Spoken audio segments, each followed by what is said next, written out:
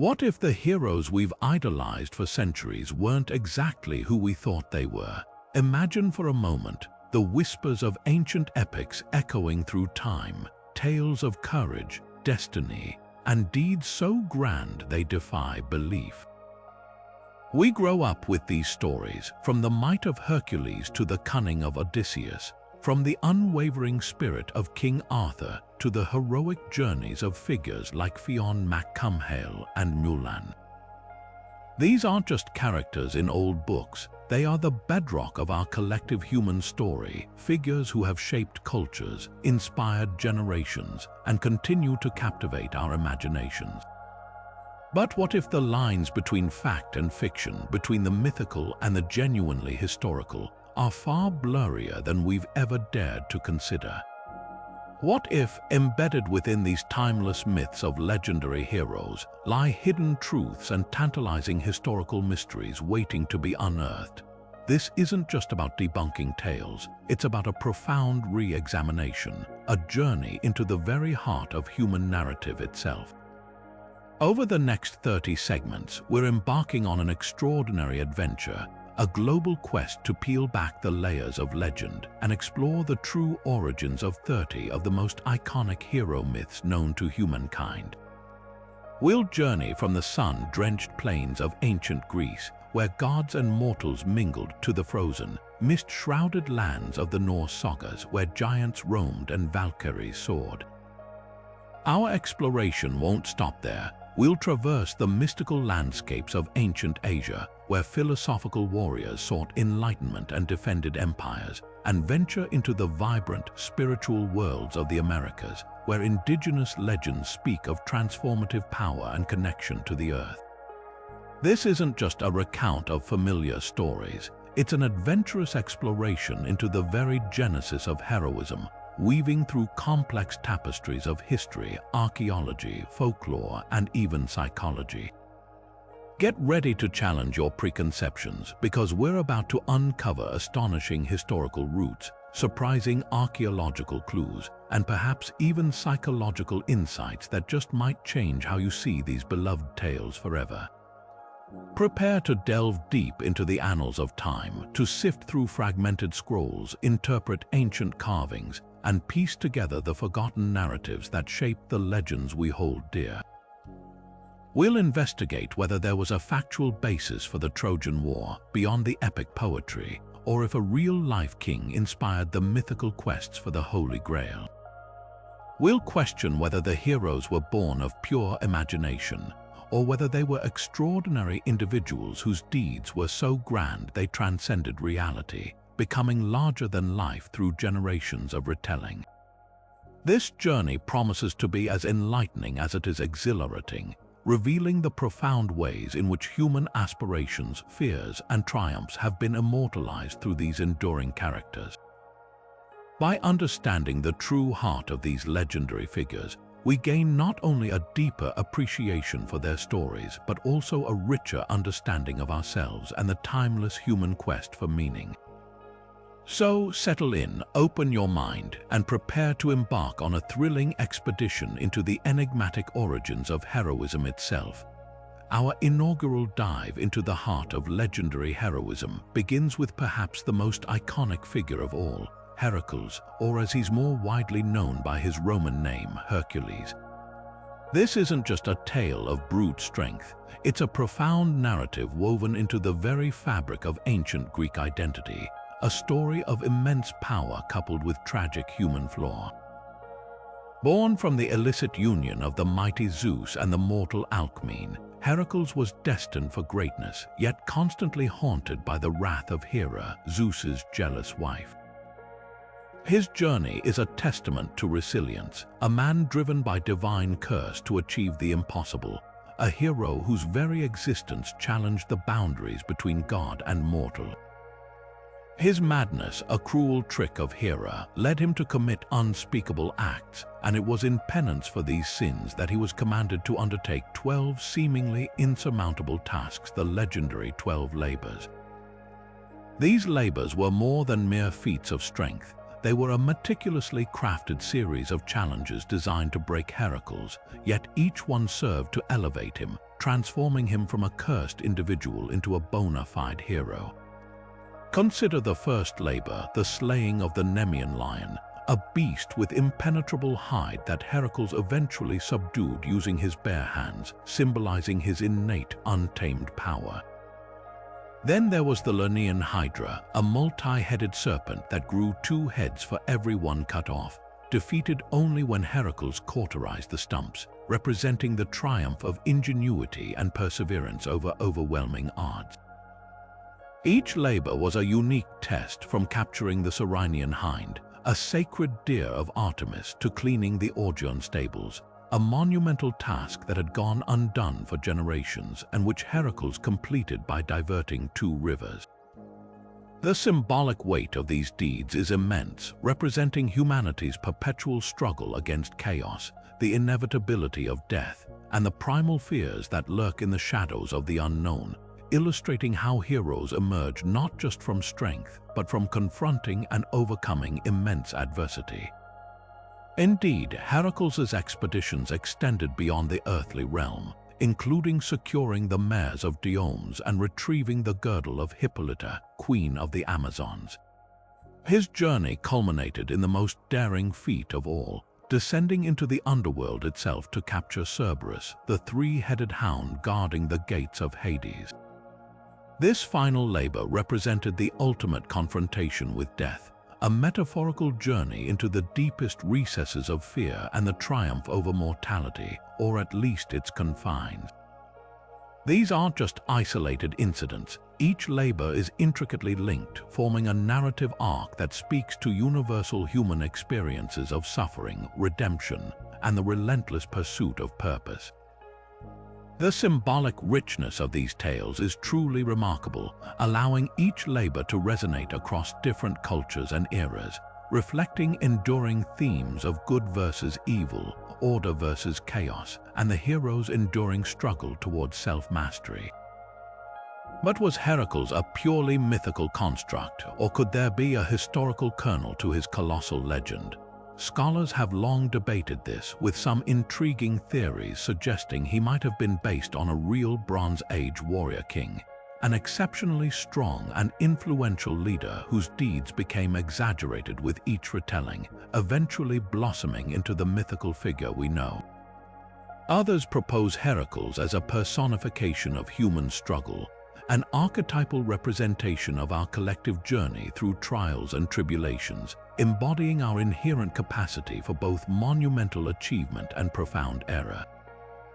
There's even a fascinating theory that he might be an ancient solar deity, with his 12 labors allegorizing the sun's annual journey through the 12 signs of the zodiac, each labor corresponding to a specific constellation or season, weaving cosmological significance into his earthly exploits. Fascinating tidbits abound, such as the visual echoes of his deeds on ancient Greek pottery, where his battles against monstrous beasts and his heroic triumphs are vividly immortalized, providing a tangible link to his enduring cultural impact. Imagine seeing these ancient depictions, feeling the weight of history in each brushstroke, and realizing how deeply embedded Heracles was in the collective consciousness of his time. These visual narratives offer glimpses into how the ancient Greeks perceived their hero, reinforcing his pivotal role in their worldview.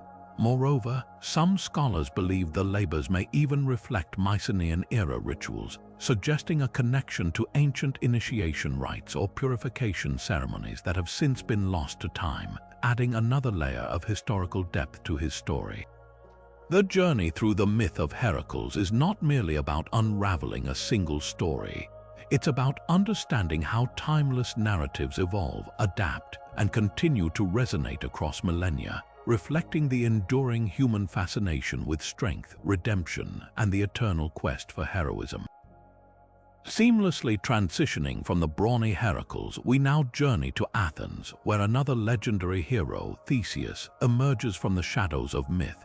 His story, especially his iconic confrontation with the Minotaur, is not merely a thrilling adventure but a tale steeped in the political and cultural anxieties of ancient Greece. Theseus, the mythical founder king of Athens, is celebrated for his intelligence, courage, and his role in uniting the disparate Attic communities under Athenian rule. His legend is intrinsically linked to the oppressive tribute Athens was forced to pay to King Minos of Crete. Periodically, 7 young men and 7 young women were sent to be devoured by the Minotaur, a terrifying creature, half man, half bull, imprisoned within a sprawling, inescapable maze known as the Labyrinth. The heart of Theseus's enduring legacy lies in his audacious decision to volunteer as one of these sacrificial victims, not out of despair, but with a fierce resolve to end the monstrous tribute once and for all. His voyage to Crete was fraught with peril, but it was upon his arrival that the true genius of the myth unfolds. There, he captured the heart of Ariadne, King Minos' daughter, who, captivated by his bravery and charm, gave him a magical ball of thread and a sword. The thread, famously known as Ariadne's clue, was Theseus's key to navigating the convoluted, disorienting passages of the labyrinth, ensuring he could find his way back after confronting the beast. Armed with the sword and guided by the thread, Theseus ventured into the dark heart of the maze, faced the horrifying Minotaur, and in a climactic struggle vanquished the beast, freeing Athens from its gruesome fate. This act solidified his status as Athens' greatest hero, a liberator who used his wits as much as his strength. But what if this terrifying labyrinth and its monstrous inhabitant were not just figments of ancient imagination? This is where the myth of Theseus brilliantly intertwines with historical and archaeological discovery. For centuries, the labyrinth was considered pure fantasy until the early 20th century, when English archaeologist Sir Arthur Evans unearthed the sprawling ruins of the Palace of Knossos on Crete. What he found was an astonishingly complex, multi-storied palace, featuring hundreds of rooms, winding corridors, and multiple levels. Its layout was so intricate and disorienting that it immediately struck many as the potential real-world inspiration for the myth of the labyrinth. Imagine wandering through its ancient remains, the sheer scale and bewildering complexity of the architecture, and it's easy to see how awe-struck mainland Greeks might have interpreted it as an inescapable maze. The Minotaur, too, might have more grounded origins. Some intriguing theories suggest the beast could symbolize the powerful Minoan civilization itself, with Crete, ruled by King Minos, dominating the Aegean Sea during the Bronze Age. The tribute of Athenian youth might reflect a historical period of Minoan maritime supremacy and Athenian subservience, where Athens perhaps paid homage or resources to the more powerful Cretan Empire. Alternatively, the Minotaur could be a metaphorical representation of the Minoans' famed bull-leaping rituals, depicted vividly in their frescoes. These daring acrobatics involved young men and women leaping over charging bulls, a dangerous and mesmerizing spectacle that outsiders might have inaccurately exaggerated into a gruesome, sacrificial beast. Another fascinating idea proposes the Minotaur was not a literal monster but a powerful, perhaps tyrannical, Minoan ruler who wore a bull mask during ritual ceremonies, making him appear beast-like to fearful Athenian visitors. While the slaying of the Minotaur is Theseus's most celebrated deed, his story doesn't end there. After liberating Athens, he went on to become its king, credited with unifying the Attic region and establishing democratic foundations, though his reign was not without its controversies. He embarked on numerous other adventures, including a journey with Heracles, the Caledonian boar hunt, and even an expedition to the Amazon land. One of his later, lesser-known, and certainly more scandalous acts involved the abduction of the young Helen of Sparta before she became Helen of Troy, an act that further cemented his reputation as a formidable, if sometimes impulsive, figure. Visualizing the vibrant frescoes of Knossos, with their depictions of bulls and intricate patterns that seem to twist endlessly, or studying diagrams of the labyrinth itself, brings this myth to life in a way that mere words cannot. These artistic and architectural remnants provide tantalizing clues, blurring the lines between legend and a long-lost historical reality. inviting us to ponder how much of Theseus's tale was indeed a historical memory embellished by time. From the labyrinthine depths of Crete, our journey now steers towards the sun-drenched shores of Seriphos, where we encounter another legendary Greek hero, Perseus, whose tale is uniquely woven with themes of prophecy, divine intervention, and the ultimate triumph over monstrous evil. Unlike Heracles, whose strength was his primary tool, or Theseus, distinguished by his cleverness, Perseus is often portrayed as a hero who succeeds through a combination of courage, divine aid, and a healthy dose of good fortune. Born from the union of Zeus and Danae, Perseus's very existence was foretold to be a threat to his grandfather, King Acrisius, who, in a desperate attempt to defy fate, cast his daughter and infant grandson adrift in a wooden chest. Of course, fate, as it always does in Greek mythology, intervened, and they were rescued, setting the stage for Perseus's inevitable rise. Perseus's defining quest, the one that cemented his legendary status, was the seemingly impossible task of beheading Medusa. Medusa was not just a monster, she was one of the three Gorgon sisters, terrifying creatures with venomous snakes for hair and a gaze that turned any living thing into stone. This quest was no act of heroic initiative on Perseus's part. It was a treacherous demand made by King Polydectes of Seriphos, who desired Danae and sought to rid himself of her protective son. The sheer impossibility of the task meant it was effectively a death sentence, yet Perseus accepted, demonstrating a blend of youthful bravado and unwavering determination. His success, however, wasn't solely due to his own prowess. The gods, ever present in Greek mythology, played a crucial role. He received invaluable assistance that proved vital for navigating the treacherous path to the Gorgon's lair and ultimately executing his deadly mission. The wise Athena provided him with a polished bronze shield, so reflective that it allowed Perseus to view Medusa's petrifying gaze indirectly, effectively turning her own power against her. The swift-footed Hermes gifted him winged sandals, enabling him to fly with incredible speed, along with a magical sickle, sharp enough to sever Medusa's serpentine neck. He also acquired a magical pouch to safely contain Medusa's severed head, preventing its lethal powers from affecting him after the deed was done. Armed with these divine artifacts, Perseus successfully tracked Medusa to her lair and, using the shield as a mirror, deftly beheaded her without ever looking directly into her eyes. From her neck sprang Pegasus, the winged horse, and Chrysaor, the giant, symbolizing the birth of beauty and power even from the heart of horror. The tale of Perseus, however, extends beyond his encounter with Medusa. On his flight home, he encountered Andromeda, a princess chained to a rock as a sacrifice to a sea monster, Cetus, sent by Poseidon to punish her mother's hubris.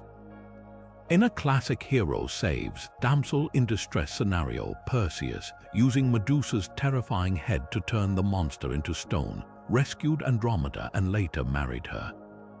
This act further solidified his reputation as a formidable hero, demonstrating not only his martial skill but also his unwavering sense of justice. He later used Medusa's head as a potent weapon, famously turning King Polydectes and his followers to stone upon his return to Seriphos. Ultimately, Perseus gifted the fearsome head to Athena, who affixed it to her shield, the Aegis, where it continued to serve as a powerful protective and warding symbol. But can we truly find historical echoes within such a fantastical narrative? The myth of Medusa, in particular, holds intriguing historical and archaeological mysteries. Some scholars propose that Medusa's story, or at least the archetype of the monstrous, petrifying gaze, originated from ancient apotropaic symbols. These apotropaic images were believed to ward off evil and protect against harm, often depicted as grotesque faces on shields, doorways, and temples. The Gorgonean, a terrifying mask-like depiction of Medusa's face, was a very real and prevalent artistic motif in ancient Greece, appearing on everything from classical sculptures and ancient coins to armor and architectural elements. This suggests that the symbolic power of Medusa predates the narrative of Perseus in some forms, hinting at a much older, perhaps even pre-Greek cultural significance. Another fascinating theory suggests that the myth of the Gorgon could reflect the suppression of earlier, more matriarchal religious practices. Some scholars propose that Medusa was originally a powerful, benevolent goddess or priestess from a prehistoric, pre-Greek culture, perhaps associated with snake worship, whose image was later demonized and transformed into a monster by the burgeoning patriarchal Greek society. This theory posits that the act of Perseus beheading Medusa symbolizes the triumph of the new Olympian order over older, indigenous religious traditions. Imagine how powerful such a narrative could be, subtly rewriting history through myth. Visual evidence such as ancient Greek pottery depicting the beheading, or the striking images of the Gorgonean on countless artifacts from various archaeological sites like the Temple of Artemis at Corfu, offers tangible links to this enduring motif. The enduring presence of Medusa's image across centuries, long after the specific details of Perseus's myth were widely known, underscores her deeper, more primal cultural significance, inviting us to consider whether her story is not just a tale of a hero, but a symbolic reflection of profound cultural shifts and ancient beliefs. From the individual heroics of Perseus, we now shift our focus to an epic tale of collective bravery and grand endeavor, the myth of Jason and the Argonauts. This isn't just the story of one man, but of an entire crew of legendary Greek heroes, united by a singular, audacious quest for the fabled Golden Fleece. The journey of the Argo, the magnificent ship built by Athena herself, represents one of the earliest and most profound adventure narratives in Western literature, a saga that combines perilous voyages, divine intervention, and the complex interplay of human ambition and betrayal. Jason, a rightful heir to the throne of Iolcus, was tasked by his treacherous uncle Peleus with retrieving the Golden Fleece from the distant, mysterious land of Colchis as a seemingly impossible condition for reclaiming his birthright.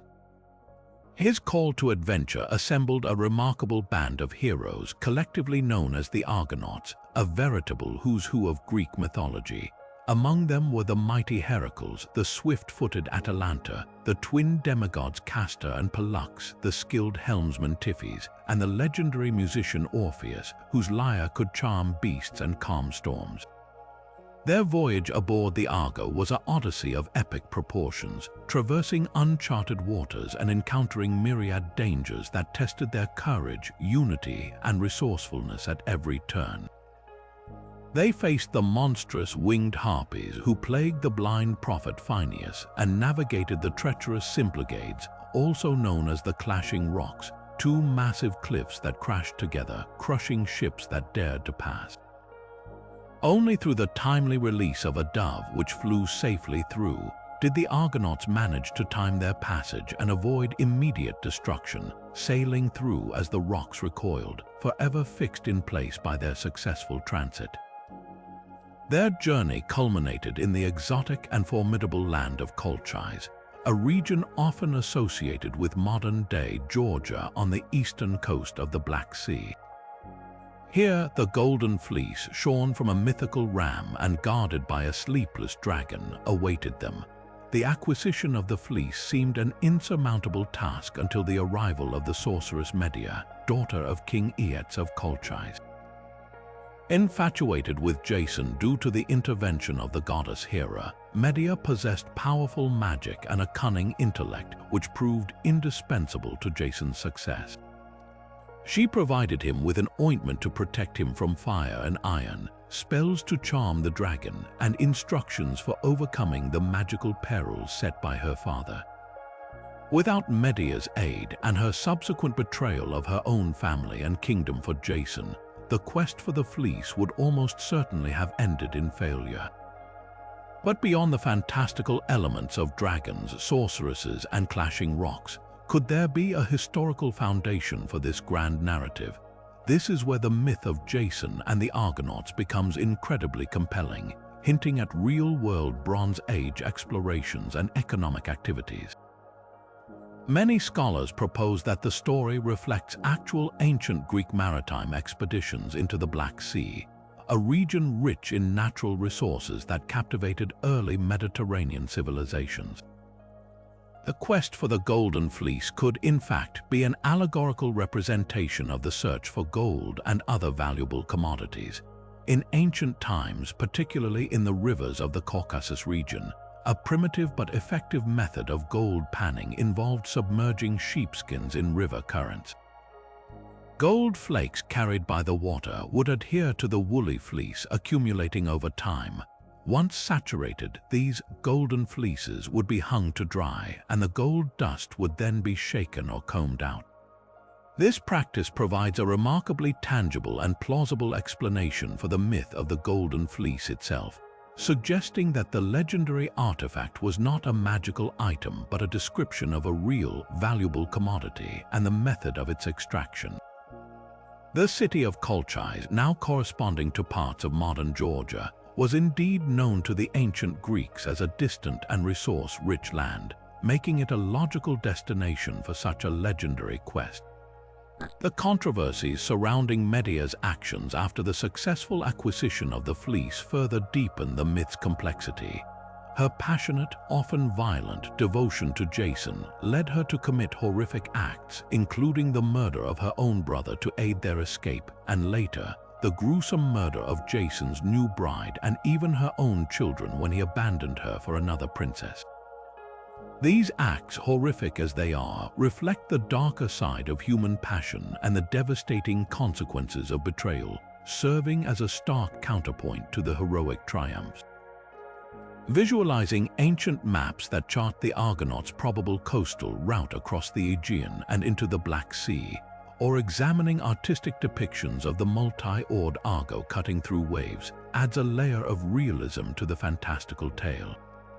Archaeological finds from the Black Sea region, such as early Greek trading posts or evidence of gold processing techniques, further blur the lines between myth and historical reality, urging us to consider that these grand adventures were perhaps not entirely works of fiction, but rather echoes of real, daring voyages that shaped the ancient world. The myth of Jason and the Argonauts thus becomes a fascinating lens through which to view early globalization, challenging us to see the echoes of real Bronze Age trade and exploration woven into the very fabric of Greek legend. From the high seas adventures of the Argonauts, we now turn our gaze to another monumental epic of ancient Greece, a tale of unparalleled wit and tenacity, spanning a full decade of perilous travel, the legendary journey of Odysseus, eternally enshrined in Homer's Odyssey. Here, we encounter a different kind of hero, not one primarily defined by brute strength like Heracles, nor by direct divine favor like Perseus, but by an extraordinary cunning, a keen intellect, and an almost superhuman resilience in the face of relentless adversity. Odysseus, the resourceful king of Ithaca, is perhaps best known for his pivotal role in devising the stratagem of the Trojan horse, a brilliant act of deception that finally brought an end to the decade-long Trojan War. However, it is his arduous 10-year struggle to return home after the fall of Troy, fraught with divine wrath and monstrous encounters, that cements his place as one of the most enduring figures in myth. The Odyssey is a tapestry woven with unforgettable episodes, each one a test of Odysseus's ingenuity and his crew's endurance.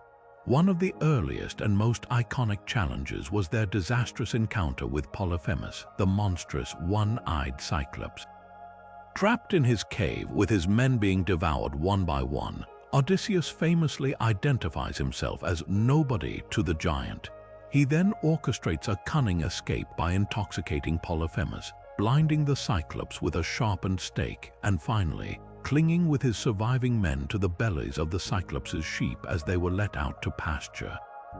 This act of intellectual superiority over brute force is a hallmark of Odysseus' character, though it also earns him the enduring wrath of Poseidon, Polyphemus' divine father, setting the stage for many of his subsequent misfortunes at sea. His wanderings were a relentless sequence of temptations and dangers. He faced the enchanting yet deadly sirens whose irresistible songs lured sailors to their doom. Odysseus, forewarned by the sorceress Circe, had his crew plug their ears with beeswax and tie him to the mast, allowing him to hear their beautiful, destructive melodies without succumbing, further highlighting his blend of curiosity and self-control. He then had to navigate the treacherous Strait of Messina, a narrow passage guarded by two terrifying legendary monsters, Scylla, a multi-headed beast who snatched sailors from their ships, and Charybdis, a fearsome whirlpool that swallowed entire vessels. Odysseus's strategic choice to sacrifice some men to Scylla rather than risk total annihilation in Charybdis exemplifies his grim pragmatism and leadership under pressure. Perhaps one of the most profound episodes in his long journey was his harrowing descent into the underworld, guided by Circe's instructions. This katabausis, or journey to the land of the dead, was not for personal gain but to consult the blind prophet Tyreus about his future and how to appease Poseidon and finally return home. In this desolate realm, Odysseus encounters the shades of fallen heroes, his own mother, and receives crucial prophecies about his remaining trials. This journey into the abyss not only adds a layer of spiritual depth to his saga, but also underscores the ancient Greek fascination with the afterlife and the thin veil between the living and the dead. Through all these trials, his ultimate goal remained constant: his beloved wife Penelope and his son Telemachus, patiently waiting for his return in Ithaca. Upon his eventual return to Ithaca, disguised as a beggar, Odysseus faced his final and perhaps most personal challenge: a palace overrun by arrogant suitors vying for Penelope's hand and his throne, believing him dead. His reunion with Penelope after 20 long years apart is one of the most poignant moments in literature, a testament to loyalty and enduring love. Penelope, ever faithful, had devised a cunning scheme of her own, promising to marry whoever could string Odysseus's great bow and shoot an arrow through the holes of 12 axe heads, a feat only Odysseus himself could accomplish. His brutal yet justified slaughter of the suitors, aided by Telemachus and loyal servants, marked the restoration of order and justice to his kingdom and the hard-won reclamation of his true identity. But was Odysseus, the cunning king and tormented wanderer, a purely fictional creation, or could there be a historical kernel to his colossal saga? The enduring debate among scholars points to fascinating possibilities. Some propose that Odysseus might have been based on a real Mycenaean adventurer, a skilled Bronze Age sailor or merchant whose daring voyages and encounters were gradually embellished over generations, transforming into the epic we know today. The very richness of geographical detail in Homer's account has fueled speculation that his wanderings might encode actual ancient navigational knowledge. For example, the Cyclops' Island, with its volcanic activity and specific flora, has been linked by some scholars to Sicily, a known stop for ancient mariners. The deadly Strait of Messina, with its powerful currents, is a geographically precise match for the mythological perils of Scylla and Charybdis, suggesting a deep-seated knowledge of Mediterranean geography embedded within the narrative. Visualizing these elements adds another layer of intrigue.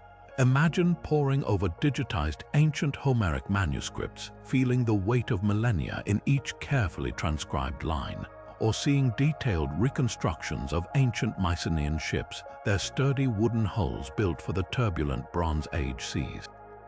Picture maps tracing Odysseus's supposed route, overlaying myth with modern geography, and observing how his epic journey mirrors the known maritime trade routes and exploratory ventures of early Mediterranean civilizations. These connections suggest that the Odyssey is more than just a fantastical tale. It might very well be a poetic echo of real historical voyages, perhaps even a cultural memory of the Greeks' early expansion and exploration across the Mediterranean. The enduring power of Odysseus's story lies not just in his incredible adventures, but in its reflection of universal human themes: the longing for home, the resilience of the human spirit, and the eternal struggle against forces both natural and divine. Having journeyed through the individual odysseys of cunning heroes and adventurous Argonauts, we now plunge headfirst into the tumultuous heart of one of ancient Greece's most enduring and devastating conflicts, the Trojan War, and with it, the legend of its greatest warrior, Achilles. While Odysseus was the strategist of Troy's downfall, Achilles was its fiery, nearly invincible sword, a figure whose very name conjures images of raw power, unparalleled skill, and a rage so profound it could alter the course of history.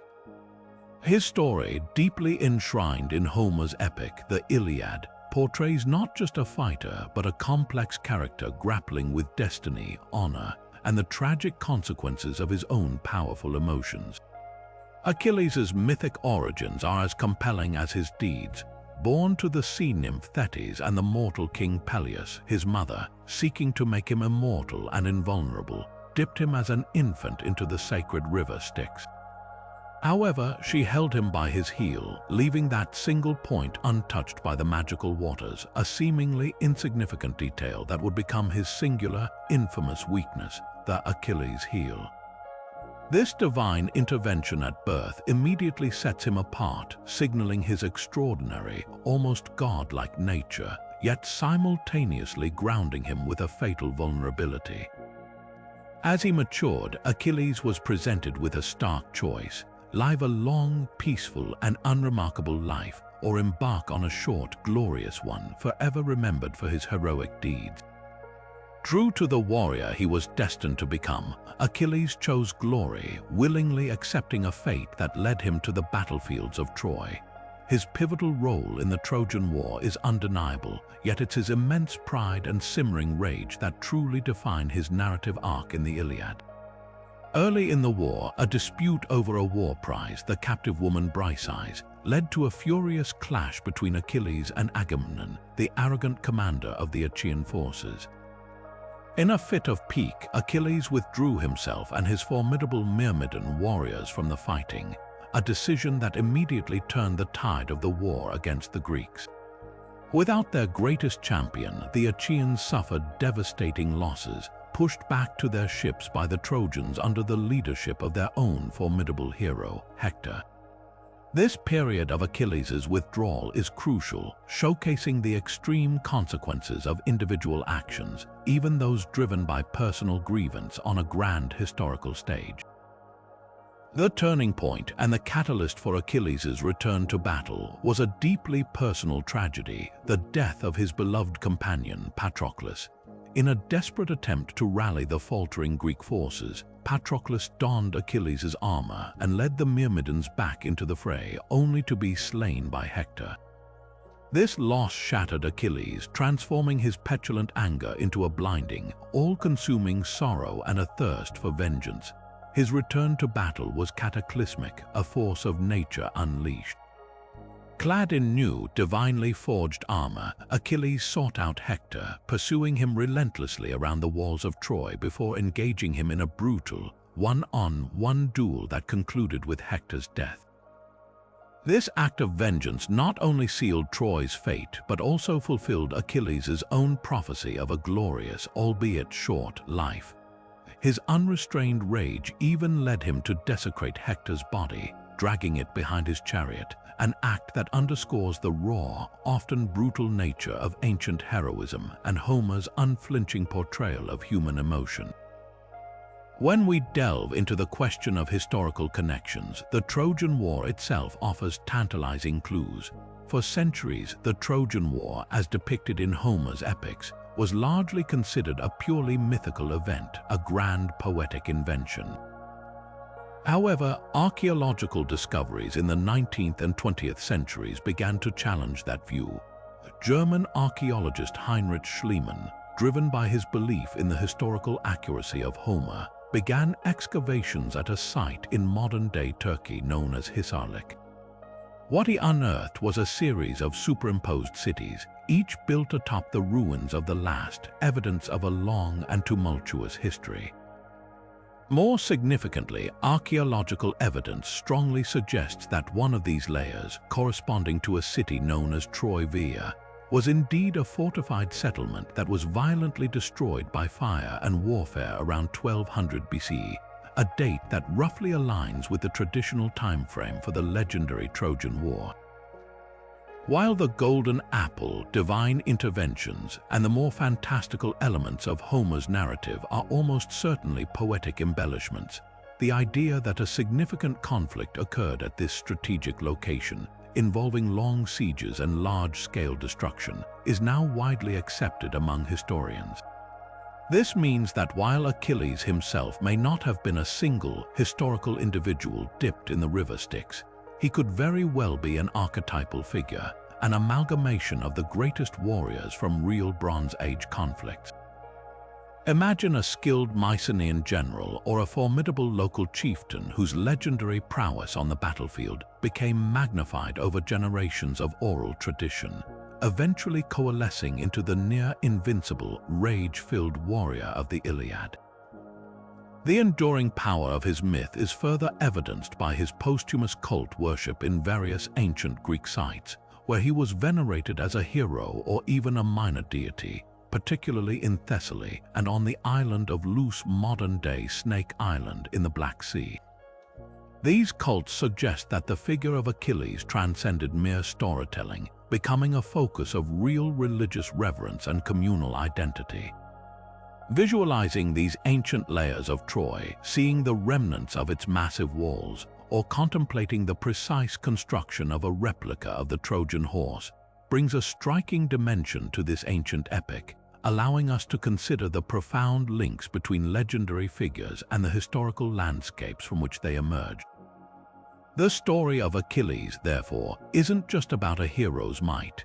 It's a powerful reflection of how human history and monumental conflicts become transmuted into enduring sagas that shape our understanding of heroism itself. Having explored the fierce might of Achilles, we now pivot to his tragic counterpoint, the noble and valiant Hector, Prince of Troy. If Achilles embodies unbridled rage and self-serving glory, Hector stands as a beacon of dutiful leadership, unwavering courage, and profound family devotion. He is the heart of Troy, its primary defender, and the beloved husband of Andromache and father of young Astyanax.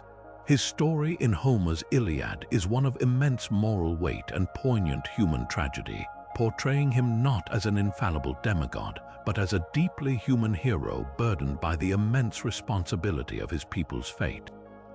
His heroism stems not from invincibility, but from his willingness to face overwhelming odds, knowing full well the devastating consequences that awaited him and his city. Hector's role throughout the Iliad serves as a powerful foil to Achilles' destructive anger. While Achilles withdraws from battle in a fit of pique, leaving his people vulnerable, Hector tirelessly champions his city, leading the Trojan forces with tactical skill and personal bravery. He is depicted as a protector, a leader who genuinely cares for his people and consistently puts their safety before his own glory. One of the most heartbreaking and humanizing moments in the entire epic is his farewell to Andromache and Astyanax. In this deeply moving scene, Andromache pleads with him to remain within the safety of the city walls, fearing for his life and the future of their child. Hector, however, explains his duty to Troy, his understanding of the inevitable doom that awaits his family should he falter, and his heartbreaking wish that his son might one day surpass his own renown. This poignant interaction reveals a man torn between his love for his family and his inescapable duty to his city, illustrating the profound personal cost of heroism in a world defined by honor and warfare. He embodies a heroism born of necessity and self-sacrifice rather than a pursuit of individual fame. The tragic climax of Hector's narrative, and indeed a central event of the Iliad, is his fatal duel with Achilles outside the walls of Troy. Driven by a thirst for vengeance after Hector killed Patroclus, Achilles pursues Hector relentlessly. Despite divine warnings and the pleas of his parents Priam and Hecuba, Hector bravely faces Achilles, knowing it is his destiny to die. The ensuing battle is a clash of titans, but Achilles, aided by divine intervention and his superior, divinely forged armor, ultimately prevails. Hector's death marks the sealing of Troy's fate, a symbolic fall of the city before its literal destruction. His final moments pleading with Achilles for an honorable burial, only to be dragged disgracefully behind Achilles' chariot, underscore the brutal and often inhumane realities of ancient warfare, even amongst the greatest heroes. Yet, even in death, Hector retains his dignity, becoming a symbol of noble defiance against overwhelming odds. When we consider the historical context for Hector, the figure becomes even more compelling. Given the archaeological evidence suggesting a real city of Troy, it's plausible that Hector might represent an idealized Hittite or Anatolian warrior, a formidable chieftain or military leader whose deeds were similarly magnified through oral tradition. The Hittite Empire, a powerful Bronze Age civilization that rivaled Egypt, controlled much of Anatolia, and their interactions with the Mycenaean Greeks were undoubtedly complex, encompassing both trade and conflict. Some scholars have even noted that the name Hector might derive from Hittite records or influences, suggesting a linguistic and cultural connection that extends beyond purely Greek invention. Imagine a mighty Hittite general commanding respect and inspiring fear, who due to his military prowess became embedded in the oral traditions of his Greek adversaries, evolving over centuries into the heroic figure we know. The enduring symbol of Hector as a good enemy is a testament to the moral complexities embedded within the Iliad. Unlike typical portrayals of an enemy, Hector is not evil.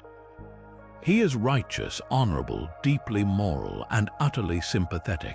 His character forces the audience to confront the difficult reality that even on the opposing side of a conflict, there can be immense virtue and profound suffering. He fights for his home, his family, and his freedom, motivations that resonate across all cultures and time periods. This nuanced portrayal elevates the Iliad beyond a simple tale of good versus evil, transforming it into a profound meditation on the nature of war, duty, honor, and human tragedy. His character challenges simplistic notions of heroism, showing that true bravery often lies in facing inevitable defeat with dignity and an unwavering commitment to one's people. Visualizing reenactments of the Trojan War with armored warriors clashing beneath imposing city walls, or studying ancient reliefs depicting Trojan life and warfare further brings Hector's world to life. Even modern adaptations, from epic films to dramatic plays, continue to explore the timeless relevance of Hector's moral struggle, inviting us to reflect on the universal themes of self-sacrifice, patriotism, and the profound tragedy of war that his story so eloquently embodies. Moving from the battle-scarred plains of Troy and the valiant Hector, we shift our focus to a survivor, a Trojan hero whose destiny would not only reshape his own life but literally found an empire, Aeneas. His epic journey, immortalized by the Roman poet Virgil in the Aeneid, is more than just a tale of escape and adventure. It's a foundational myth, meticulously crafted to connect the burgeoning Roman Empire to the prestigious ancient lineage of Troy, thereby legitimizing its rule and its imperial aspirations. Aeneas, a lesser figure in Homer's Iliad, steps into the spotlight as the embodiment of Roman virtues, piety, duty, and unwavering dedication to fate. His story begins not with a glorious conquest, but with a heart-wrenching retreat from a city in flames. The fall of Troy, a cataclysmic event, sets the stage for Aeneas's arduous odyssey. Guided by divine omens, he embodies profound devotion to family and ancestral duty by heroically carrying his elderly father, Anchises, on his shoulders, leading his young son, Ascanius, by the hand, and gathering the household gods as he fled the burning city. This iconic image, often reproduced in Roman art, perfectly encapsulates the Roman ideal of pietas, a deep reverence for gods, family, and homeland. It wasn't an easy escape, they endured numerous trials, including the loss of Aeneas's wife, Creusa, in the chaos, adding a layer of personal tragedy to his divinely ordained mission. This flight from ruin underscores a key theme. Out of destruction, new beginnings are forged, provided one remains faithful to one's destiny. A significant and emotionally charged chapter in Aeneas's journey is his ill-fated love affair with Dido, the powerful and brilliant queen of Carthage. Shipwrecked on her shores, Aeneas and his weary Trojans were welcomed and generously harbored by Dido. A passionate romance blossomed between them, fueled by Cupid's arrow and driven by Dido's deep admiration for Aeneas. Their love was profound, and Dido believed it to be a marriage, one that would cement an alliance between their peoples. However, Aeneas was constantly reminded by the gods, particularly Jupiter and Mercury, of his higher calling, to sail to Italy and fulfill his destiny as the founder of a new nation. His agonizing decision to abandon Dido, driven by unrelenting divine command, is one of the most poignant episodes in the Aeneid.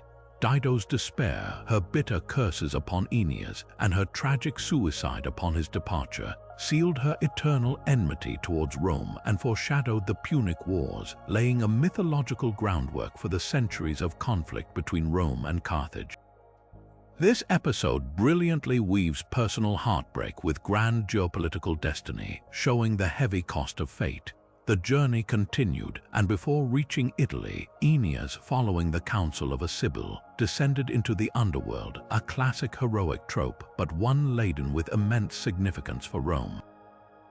In this dark realm, he not only encounters the shade of Dido, still furious and unforgiving, but also receives crucial prophecies about Rome's glorious future from his deceased father, Anchises. Anchises reveals a long line of future Roman heroes, including Romulus, Caesar, and Augustus himself, effectively providing a divine blueprint for Roman history. This visit to the underworld serves a powerful political purpose. It legitimizes the Roman destiny and provides a divine sanction for its future emperors, connecting their lineage directly to Aeneas and his fated mission. It's an ideological masterstroke by Virgil, linking the past, present, and future of Rome through a single heroic narrative.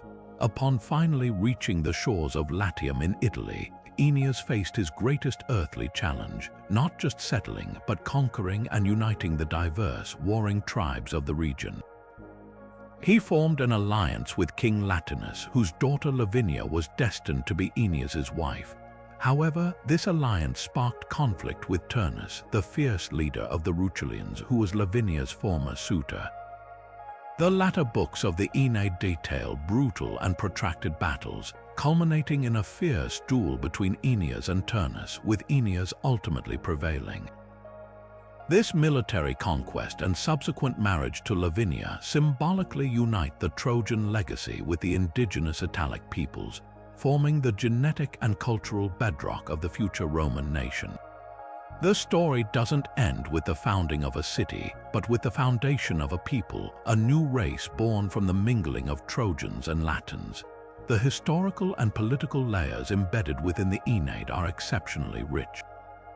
Virgil, writing during the reign of Emperor Augustus, consciously crafted this epic to serve as Rome's national poem, providing it with a glorious and ancient origin story parallel to Homer's epics for the Greeks. By linking Rome to the prestigious Trojan past, Virgil granted the young empire a deep, venerable heritage, bypassing potentially less impressive local origins.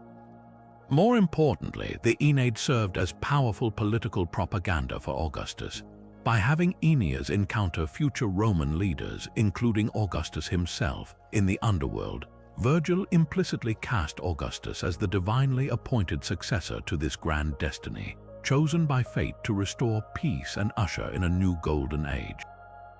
This narrative directly supported Augustus's claim to power and his vision for Roman identity. Beyond the Augustan agenda, the myth of Aeneas might indeed contain kernels of truth, reflecting early Italic migration stories. Archaeological and linguistic evidence suggests that before the rise of Rome, various groups migrated into the Italian peninsula, often mixing cultures and peoples. While no direct evidence of Trojan refugees exists, the narrative could be a mythologized memory of such profound societal shifts and the blending of distinct cultural groups that formed the early population of Latium. Fascinatingly, the cult of Aeneas was a very real phenomenon in ancient Rome. He was worshipped as a hero and minor deity, particularly in Lavinium, the city he founded. Rituals and sacrifices were performed in his honor, and his supposed tomb was a significant sacred site. This cult further cemented his role in Roman identity, not just as a literary figure, but as an object of reverence, reinforcing the idea of a shared, divinely ordained origin. Visualizing a map of Aeneas's arduous voyage across the Mediterranean, tracing his epic stops from Troy to Carthage and then to Italy, or studying fragmented Roman mosaics that depict scenes from the Aeneid, such as the famous image of Aeneas fleeing Troy, brings his story vividly to life.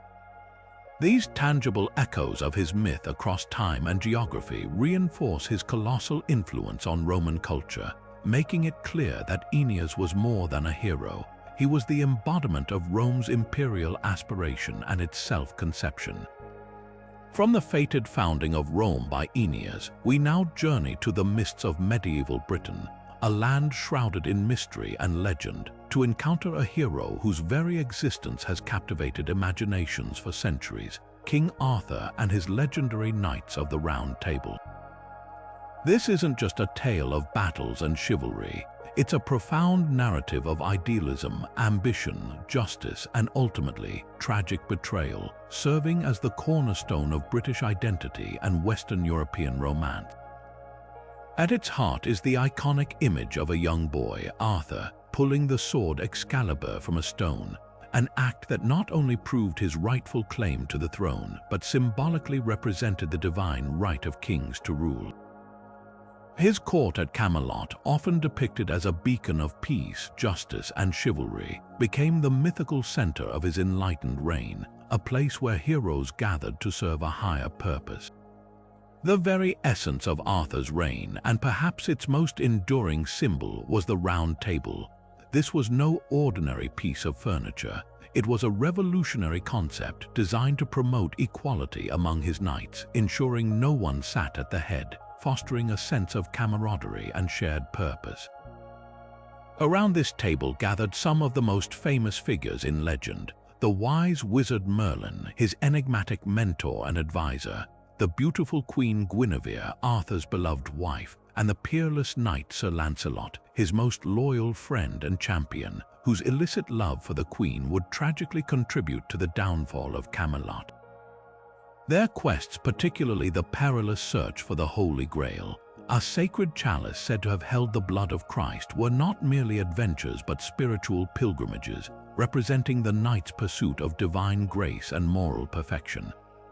These interwoven tales of valor, love, and spiritual longing formed the bedrock of the Arthurian code of chivalry, influencing ideals of knighthood, honor, and courtly love throughout the Middle Ages and beyond. But was King Arthur a real historical figure, or merely a magnificent creation of poets and storytellers? This question has fueled debate among scholars and enthusiasts for centuries. The earliest mentions of Arthur appear in Welsh texts from the 9th and 10th centuries, long after the supposed events, depicting him as a powerful warrior who led the Britons against the invading Anglo-Saxons in the 5th and 6th centuries CE. The historical context for such a figure is certainly compelling. Following the withdrawal of Roman legions from Britain in the early 5th century, the island descended into a period of chaos, facing raids and invasions from various Germanic tribes, particularly the Anglo-Saxons. It's plausible that a strong, charismatic British warlord or military leader emerged during this tumultuous era, successfully organizing resistance against the invaders and achieving significant victories. While no definitive archaeological evidence or contemporary historical records explicitly mention a King Arthur, several candidates have been proposed as the potential real-life inspiration for the legend. One prominent figure is Ambrosius Aurelianus, a Roman-affiliated commander or magistrate mentioned by the 6th century chronicler Gildas as leading the Britons to a significant victory against the Saxons, perhaps at the Battle of Badon Hill, an event often associated with Arthur. Imagine a Romanized Britain inheriting the legacy of Roman military organization and discipline, rallying disparate British tribes against a common foe. Another theory suggests Arthur might have been a chieftain whose deeds were later magnified and embellished by oral tradition, absorbing elements from various local heroes and Roman military figures. Archaeological sites like Tintagel Castle in Cornwall, with its dramatic clifftop ruins and strong association in later legends with Arthur's birth, continue to fuel speculation and romanticize the historical possibilities. While no concrete proof confirms Arthur's existence, the sheer persistence of the legend across varied texts and landscapes suggests a deep historical memory of a period of fierce resistance and significant leadership. The enduring power of the Arthurian myth lies not just in its individual stories, but in its ability to evolve through medieval literature, adapting to the changing social, political, and religious landscapes of Europe. From the early Welsh annals to Geoffrey of Monmouth's influential 12th century History of the Kings of Britain, which popularized the legend, and Chrétien de Troyes' French romances, which introduced courtly love and the Grail quest, the legend was continually reshaped.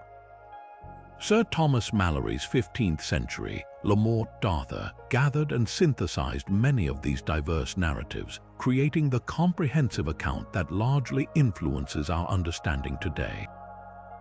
Visualizing illuminated medieval manuscripts depicting scenes of Arthurian chivalry, or exploring the evocative ruins of Tintagel Castle and other sites associated with the legend, transports us directly into the heart of this timeless hero's world.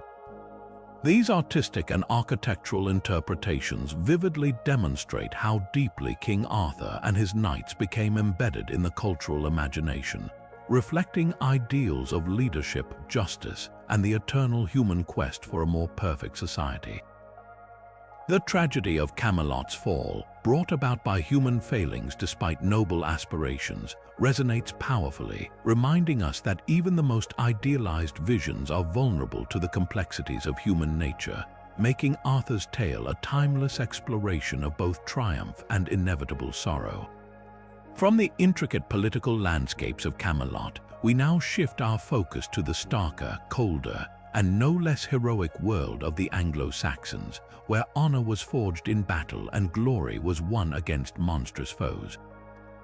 Our next legendary hero emerges from the mists of Old English epic poetry, Beowulf, the mighty Geatish warrior whose name is synonymous with courage, unwavering loyalty, and the relentless struggle against the encroaching forces of chaos. Unlike the courtly knights of Arthur's realm, Beowulf operates in a more primal, brutal landscape where the threat of otherworldly beasts is ever present and the bonds between lord and retainer are paramount. His narrative, preserved in a single, invaluable manuscript, is not just an adventure story. It's a profound meditation on the nature of heroism, the inevitability of death, and the fragile light of civilization against the looming darkness. The epic of Beowulf unfolds in 3 distinct yet interconnected acts, each presenting a formidable challenge to the hero's strength and resolve. The first, and arguably most iconic, begins in the mead hall of Heorot, the magnificent gathering place of King Hrothgar's Danish warriors. For 12 long years, this hall, a symbol of human community and joy, has been terrorized by Grendel, a monstrous descendant of Cain, who despises the sounds of human revelry and slaughters Hrothgar's men night after night. Beowulf, hearing of Hrothgar's plight, sails from his homeland of Geatland, modern-day southern Sweden, with a small band of loyal retainers, driven by a desire for glory and a sense of duty to aid a fellow king. In a brutal, unarmed struggle, Beowulf confronts Grendel, tearing off the monster's arm, a mortal wound from which Grendel retreats to die in his fen lair.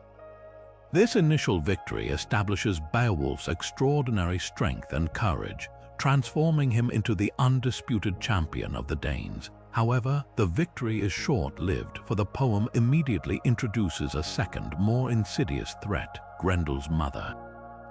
Driven by maternal grief and a thirst for vengeance, she attacks Heorot, reclaiming her son's severed arm and murdering one of Hrothgar's most esteemed warriors. This act propels Beowulf into an even deeper, more perilous confrontation. He tracks her to her murky, underwater lair, a hellish realm beneath a blood-stained lake teeming with monstrous creatures. In a harrowing underwater battle where his famous sword, Hrunting, proves useless, Beowulf ultimately triumphs, finding a massive, magical sword on the wall of the lair that allows him to decapitate Grendel's mother. He then finds Grendel's corpse and severs its head, bringing both gruesome trophies back to Heorot as proof of his complete victory. This second triumph underscores Beowulf's exceptional resilience and his capacity to overcome seemingly insurmountable odds, venturing into the very heart of monstrous darkness. The third and final act of the poem fast-forwards 50 years. Beowulf has returned to Geatland and has ruled as a wise and benevolent king for half a century, enjoying a reign of peace and prosperity. But peace is fleeting, and a new, terrible threat emerges: a fire-breathing dragon, awakened and enraged by a thief stealing a golden cup from its ancient hoard. True to his heroic nature, and despite his advanced age, Beowulf refuses to send his younger warriors to face the beast. He confronts the dragon alone, in a climactic struggle that symbolizes the hero's final, selfless act of protecting his people. Though he ultimately slays the dragon, the victory comes at a profound cost. Beowulf himself sustains a mortal wound. His death, witnessed only by his loyal kinsman Wiglaf, marks a poignant and somber end to a glorious life.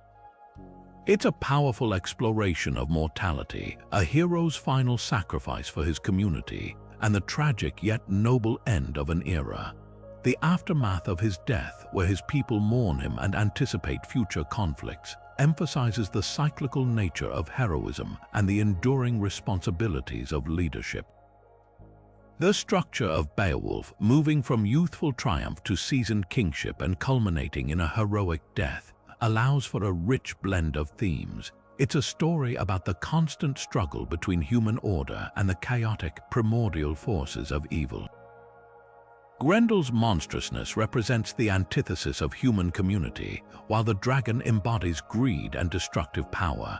The poem also delves deeply into themes of loyalty, particularly the unbreakable bond between a lord and his retainers, a cornerstone of Anglo-Saxon society. It explores the transience of glory, the weight of leadership, and the profound sorrow of loss. Yet through it all, Beowulf's unwavering courage and his ultimate self-sacrifice offer a powerful image of heroic ideals. But how much of this grand epic might have been rooted in historical reality? This is where the myth of Beowulf becomes truly captivating. While Grendel and the dragon are undoubtedly fantastical, many scholars believe the poem contains echoes of real 6th century Scandinavian conflicts and societies. The setting, for instance, corresponds to actual geographical locations. Heorot, King Hrothgar's hall, is widely associated with the ancient royal seat of Ledger in Denmark, a site that has yielded significant archaeological finds consistent with a grand mead hall. Imagine standing on those ancient grounds, feeling the whispers of history where such epic tales might have been first sung. Furthermore, one of the characters in the poem, King Hygelac of the Geats, Beowulf's uncle, is remarkably corroborated by historical records from other sources, including Frankish chronicles that mention a raid he led into Frisia around 521 CE.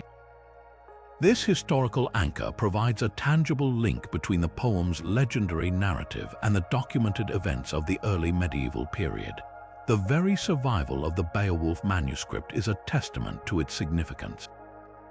Discovered in the 18th century as part of a larger collection and now housed in the British Library, it is the most substantial surviving Old English heroic poem. Its existence offers an unparalleled window into the language, culture, and worldview of the Anglo-Saxons. It tells us about their values, their fears, their social structures, and their understanding of heroism and fate. Visualizing Anglo-Saxon artifacts, intricate brooches, powerful swords, and elaborately carved crosses helps us connect with the material culture of the people who created and cherished this poem. Seeing reconstructions of mead halls, picturing the warmth and camaraderie within those timbered walls contrasted with the cold, dark world outside, allows us to understand the profound symbolism of Heorot. The stark landscapes of Denmark and Sweden, with their misty fens and ancient burial mounds, provide a vivid backdrop, making the legend of Beowulf feel intimately connected to a real, albeit distant, historical past. The poem is not just a tale of monsters, it's a living artifact blending the fantastical with the echoes of historical migration, conflict, and the enduring human spirit that defined an age. From the Anglo-Saxon halls of Beowulf, where monstrous threats lurked in the fens, we journey now to the rugged, myth-shrouded landscapes of Norse and Germanic lore, to confront another fearsome beast and the hero destined to slay it, Sigurd, known as Siegfried in the Germanic traditions. His epic tale, central to the Icelandic Völsunga saga and the German Nibelungenlied, is not merely a dragon-slaying adventure. It is a profound, often brutal, narrative steeped in themes of fate, betrayal, and the corrupting influence of immense wealth. Sigurd is a figure of immense strength and noble lineage, a direct descendant of the god Odin, whose destiny is intertwined with a cursed treasure and a prophecy that foretells both glory and ultimate tragedy. His story is a vibrant, often violent tapestry that reflects the harsh realities and complex moral codes of the Viking Age and the Germanic migration period. The defining moment of Sigurd's early life, and the act that cements his legend, is his confrontation with the fearsome dragon Fafnir. Fafnir was no ordinary beast. He was originally a dwarf, transformed into a dragon by the cursed gold he guarded, a hoard known as the Anvaranot. Guided by the cunning dwarf Regin, Sigurd forges the reforged sword Gram, a blade originally belonging to his father Sigmund, which had been broken in battle. With this mighty sword, Sigurd ambushes Fafnir, digging a pit along the dragon's path to its watering hole and fatally stabbing the monstrous serpent from beneath. This act of slaying the dragon is more than a display of physical prowess. It represents the hero's triumph over greed and destructive power. After the deed is done, a curious twist of fate occurs. Instructed by Regin to cook Fafnir's heart, Sigurd accidentally tastes the dragon's blood and immediately gains the ability to understand the language of birds. The birds reveal Regin's treacherous plan to murder him for the treasure, allowing Sigurd to dispatch Regin and claim the vast hoard for himself. Another pivotal element of Sigurd's myth, closely connected to his dragon slaying, is his acquisition of partial invulnerability. After tasting Fafnir's blood, Sigurd bathes in the dragon's blood, hoping to become completely invulnerable. However, a single leaf from a lime tree falls and adheres to his back, covering a small spot that the blood does not touch. This unmoistened spot becomes his singular, hidden weakness, his own Achilles' heel, which will ultimately lead to his downfall. This detail, reminiscent of other legendary vulnerabilities, underscores the idea that even the greatest heroes are not entirely immune to fate or flaw, and that seemingly minor oversights can have catastrophic consequences. The dragon's gold, the Anvaranot, which Sigurd now possesses, is not a blessing but a curse, bringing misfortune and death to all who own it, a stark warning about the corrupting power of wealth. The saga then takes a dramatically tragic turn, shifting from heroic deeds to complex human relationships and devastating betrayals. After his triumph, Sigurd rides to a mountain where he discovers a sleeping Valkyrie, Brynhild, encased in a ring of fire. She had been condemned to this magical sleep by Odin for disobeying his commands in battle. Sigurd, fearless, rides through the flames, wakes her, and they fall deeply in love, exchanging rings and vows. Their love, however, is destined for heartbreak. Through a series of magical deceptions and manipulations orchestrated by Queen Grimhild, mother of the Burgundian King Gunnar, Sigurd is given a magic potion that makes him forget Brynhild and fall in love with Gunnar's sister, Gudrun. He marries Gudrun and then, under the influence of the potion, even aids Gunnar in winning Brynhild's hand, riding through the magical flames in Gunnar's guise. When Brynhild later discovers the deception and the true identity of her fiery suitor, her fury and humiliation ignite a chain of events that leads to Sigurd's tragic murder. Driven by jealousy and a profound sense of betrayal, she manipulates Gunnar and his brothers to orchestrate Sigurd's death, believing that he had wronged her by breaking his initial vows. Sigurd is ultimately murdered in his sleep or ambushed on a hunt, a betrayal from within his own family circle, marking a somber end to a life that had achieved so much glory. Beyond the fantastical elements, the myth of Sigurd is particularly compelling for its potential historical connections, providing a fascinating glimpse into the turbulent migration period of early medieval Europe. Many scholars believe that the Völsunga saga and the Nibelungenlied, while embellished with mythical creatures and divine interventions, may echo real events from the 5th century CE.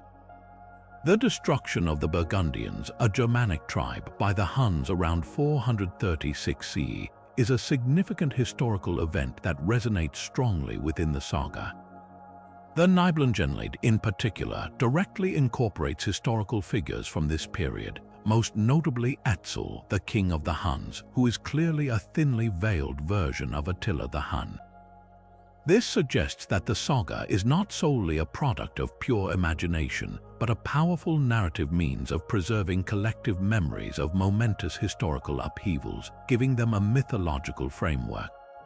Imagine the grim realities of these tribal conflicts, the rise and fall of kingdoms, and the sheer destructive force of the Hunnic invasions, all filtered through generations of oral tradition and poetic reinterpretation.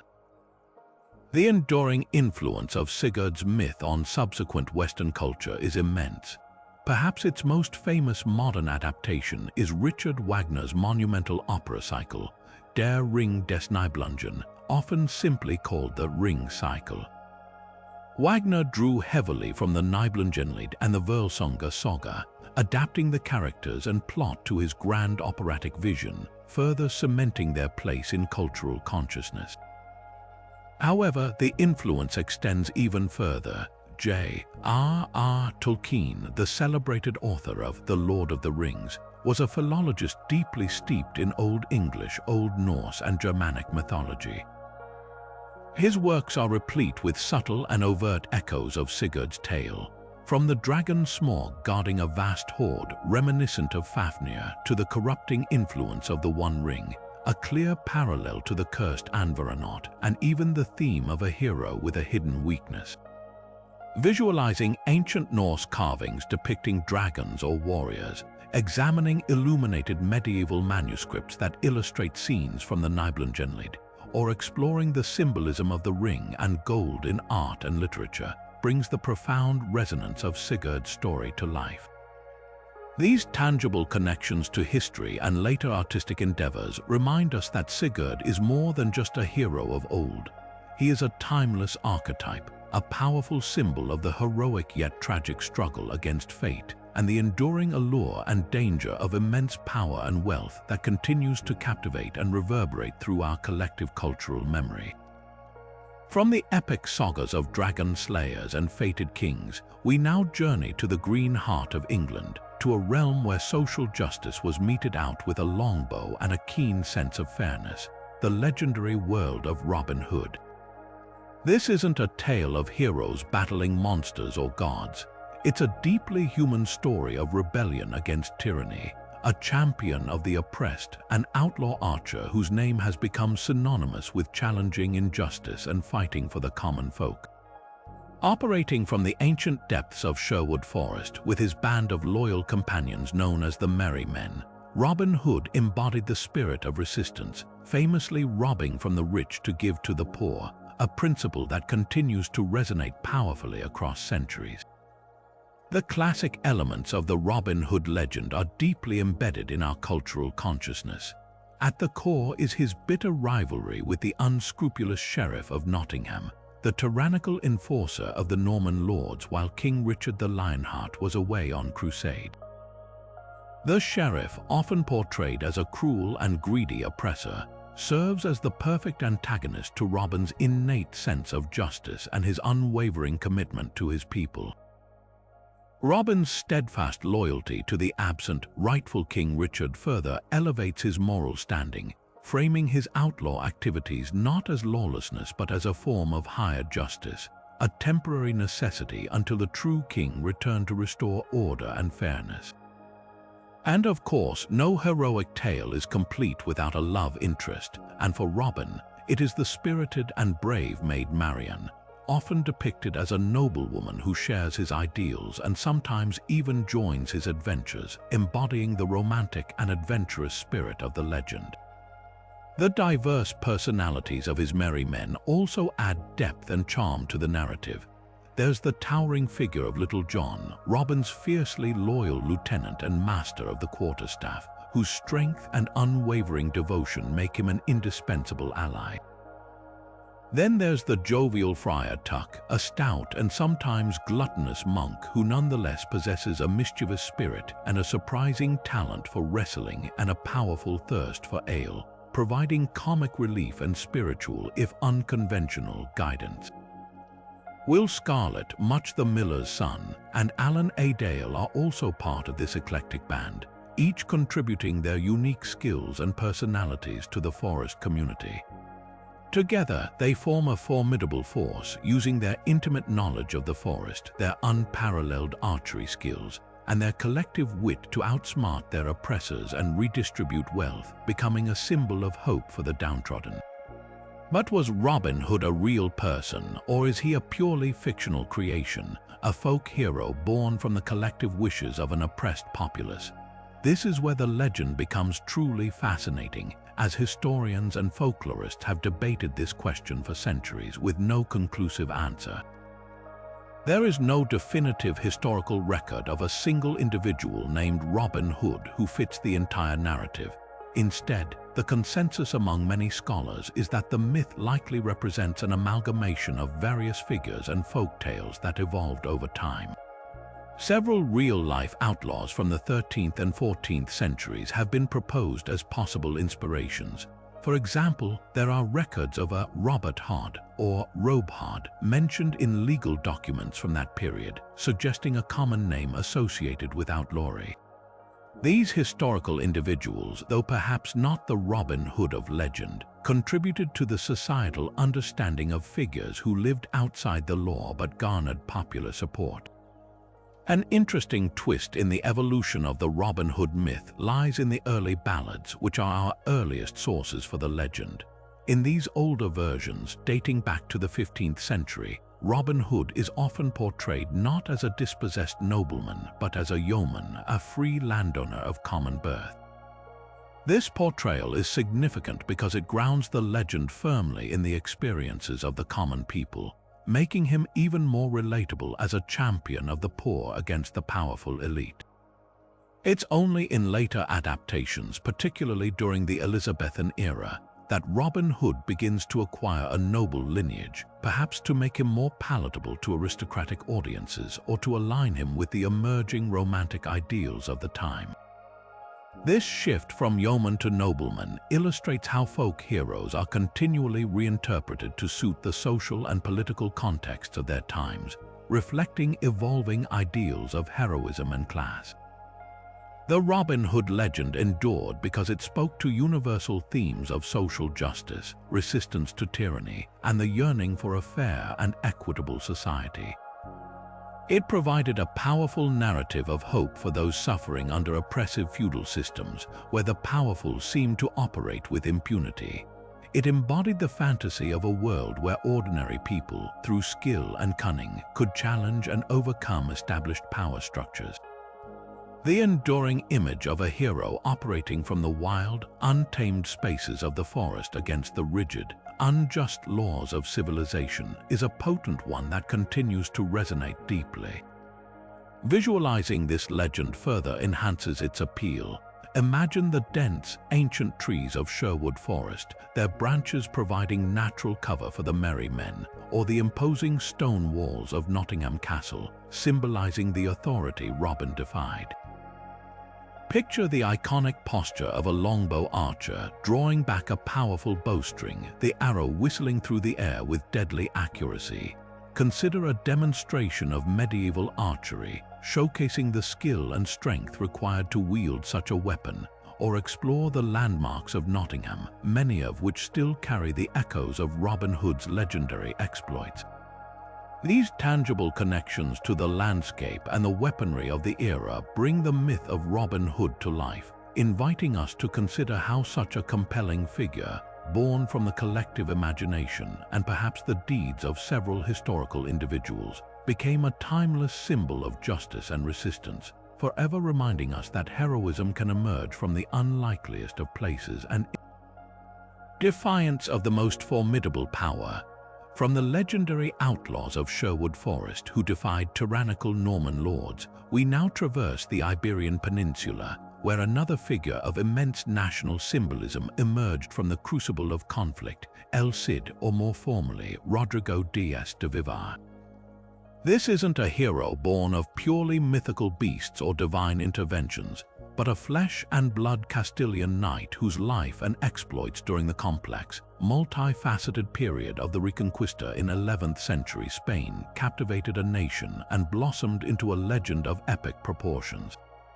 His story, immortalized in the great Spanish epic poem, the Canto de Mio Cid, portrays him as the epitome of chivalric virtue, military prowess, and unwavering loyalty, even in the face of injustice. Rodrigo Diaz de Vivar's real life was undeniably extraordinary, yet far more complex and morally ambiguous than his legendary portrayal suggests. Born around 1043 in Vivar, a small town near Burgos, he rose through the ranks as a highly skilled and effective military commander under King Sancho II of Castile. His early career established his reputation as a formidable warrior, earning him the Arabic honorific El Cid, meaning the Lord, a testament to the respect he commanded even from his Muslim adversaries. However, his fortunes took a dramatic turn after Sancho's assassination. When his brother, Alfonso VI, ascended the throne, Rodrigo's outspoken loyalty to Sancho and his insistence that Alfonso publicly swear an oath denying complicity in his brother's death led to his exile from Castile.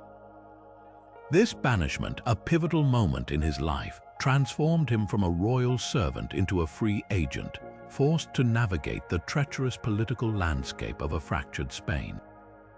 During his exile, El Cid truly forged his unique path, demonstrating a pragmatism that often blurs the lines between hero and mercenary. For a period, he offered his formidable military services not only to Christian rulers but also, strikingly, to Muslim emirs. He served the Moorish kings of Zaragoza, fighting against both Christian and other Muslim rivals, highlighting the fluid alliances and shifting loyalties of the Reconquista, a period often inaccurately depicted as a straightforward religious war. This willingness to serve both sides, a testament to his military acumen and a necessity for survival in exile, underscores the complex geopolitical realities of the time, where political expediency often trumped religious affiliation. His pragmatic approach allowed him to accrue wealth, maintain his reputation as an unbeatable commander, and gather a formidable army of loyal followers fiercely devoted to him. His independent power culminated in his most celebrated achievement, the conquest of Valencia. After years of operating as an independent warlord, orchestrating intricate political schemes and strategic military campaigns, El Cid laid siege to the wealthy Moorish city of Valencia. In 1094, after a prolonged and brutal struggle, he successfully captured the city, establishing his own independent principality. effectively ruling Valentia until his death in 1099. This audacious feat, undertaken without direct royal support, showcased his exceptional strategic genius and his ability to carve out his own destiny, holding considerable power and resisting both Christian and Muslim attempts to dislodge him. Even after his death, his widow, Gymna, bravely defended Valentia for several years, a testament to his enduring legacy and the loyalty he inspired. His body was even propped up on his horse Babieca to inspire his troops in battle, a testament to his posthumous influence and the power of his legend. The transition from the historical Rodrigo Diaz to the legendary El Cid is where the myth-making truly shines. The epic poem, Canto de Mio Cid, composed roughly a century after his death, meticulously crafted his image into a national hero, omitting inconvenient truths and exaggerating his virtues. The poem transforms his pragmatic alliances with Muslim rulers into acts of righteous Christian chivalry, glossing over his mercenary activities and focusing solely on his battles against the infidel. It emphasizes his unwavering loyalty to King Alfonso, portraying his exile as an unjust suffering endured with stoic grace, designed to evoke sympathy and admiration for his resilience and honor. His capture of Valentia becomes a divinely sanctioned crusade rather than a self-serving act of conquest. The poem highlights his personal virtues, his honor, his family values, his generosity, and his unwavering faith, turning him into the ideal knight for Christian Spain. This mythologizing of El Cid served a powerful purpose for Spanish nationalism, particularly during the centuries of the Reconquista and beyond. He became a unifying symbol, epitomizing the spirit of a Spain fighting to reclaim its lands from Muslim rule. His legend provided a potent narrative of strength, resilience, and divine favor, inspiring generations and solidifying a collective national identity rooted in the struggle against Islam. He was the perfect hero for a nation defining itself through conflict and reconquest, a figure whose idealized virtues could be held up as a model for all Spaniards. Even today, his tomb in the Burgos Cathedral remains a site of pilgrimage, a tangible link to a figure whose legend continues to resonate deeply within Spanish culture, inspiring countless works of art, literature, and film. Visualizing the vibrant tapestry of medieval Spain, with its towering castles and magnificent mosques coexisting amidst periods of both conflict and cultural exchange, brings the complexity of El Cid's world to life. Imagine the imposing fortresses of the Reconquista standing defiantly against the backdrop of a diverse, culturally rich landscape. Seeing his actual tomb in Burgos, a place where history and legend converge, or observing detailed depictions of his battles in ancient manuscripts and modern films, enhances our understanding of how a formidable, yet flawed, historical figure was transformed into an enduring symbol of national pride and an idealized embodiment of chivalry. From the complex historical tapestry of El Cid, we now journey eastward across continents and centuries to encounter a hero whose legend transcends national borders and religious divides, Saint George and his iconic battle with the dragon. This isn't just a tale of brute force against a monstrous beast. It's a profound allegory that has resonated through millennia, symbolizing the triumph of good over evil, faith over chaos, and ultimately the spread of a new spiritual order. Saint George, a figure revered by Christians, Muslims, and even some pagan traditions, has become the patron saint of countless nations, from England and Georgia to Ethiopia and Portugal, his image emblazoned on flags and celebrated in festivals worldwide. The core of the St. George legend, the one that has captivated imaginations for over 1,000 years, centers on a fearsome dragon terrorizing the city of Cyllene, often located in ancient Libya. This wasn't merely a nuisance beast. The dragon demanded a daily sacrifice of 2 sheep and eventually a human offering chosen by Lot. The terrifying day arrived when the lot fell upon the king's own daughter, a princess destined to be devoured. As she sorrowfully made her way to the dragon's lair, St. George, a knightly figure, happened upon her. Learning of her plight and the city's despair, he bravely rode forth to confront the monster. In a climactic battle, George, often depicted on horseback, wielding a lance and shield emblazoned with a cross, engaged the dragon. With divine assistance, and sometimes by making the sign of the cross, he wounded the dragon, bringing it back to the city subdued, or in many versions, slaying it outright. This miraculous act led to the mass conversion of the people of Cylene to Christianity, symbolizing the defeat of pagan idolatry and the triumph of the Christian faith. The legend often concludes with George refusing any reward, instead urging the newly converted people to build churches and give to the poor, embodying the virtues of humility and charity. But beneath the scales of the dragon and the shining armor of the saint lies a fascinating historical mystery.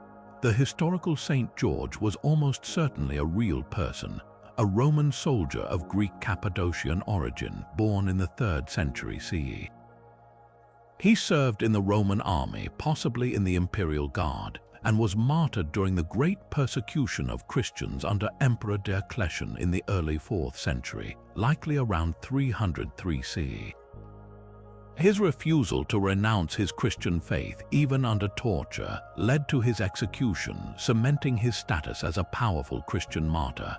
Early veneration of St. George focused solely on his steadfast faith and martyrdom, making him a revered figure for his unwavering devotion to Christ.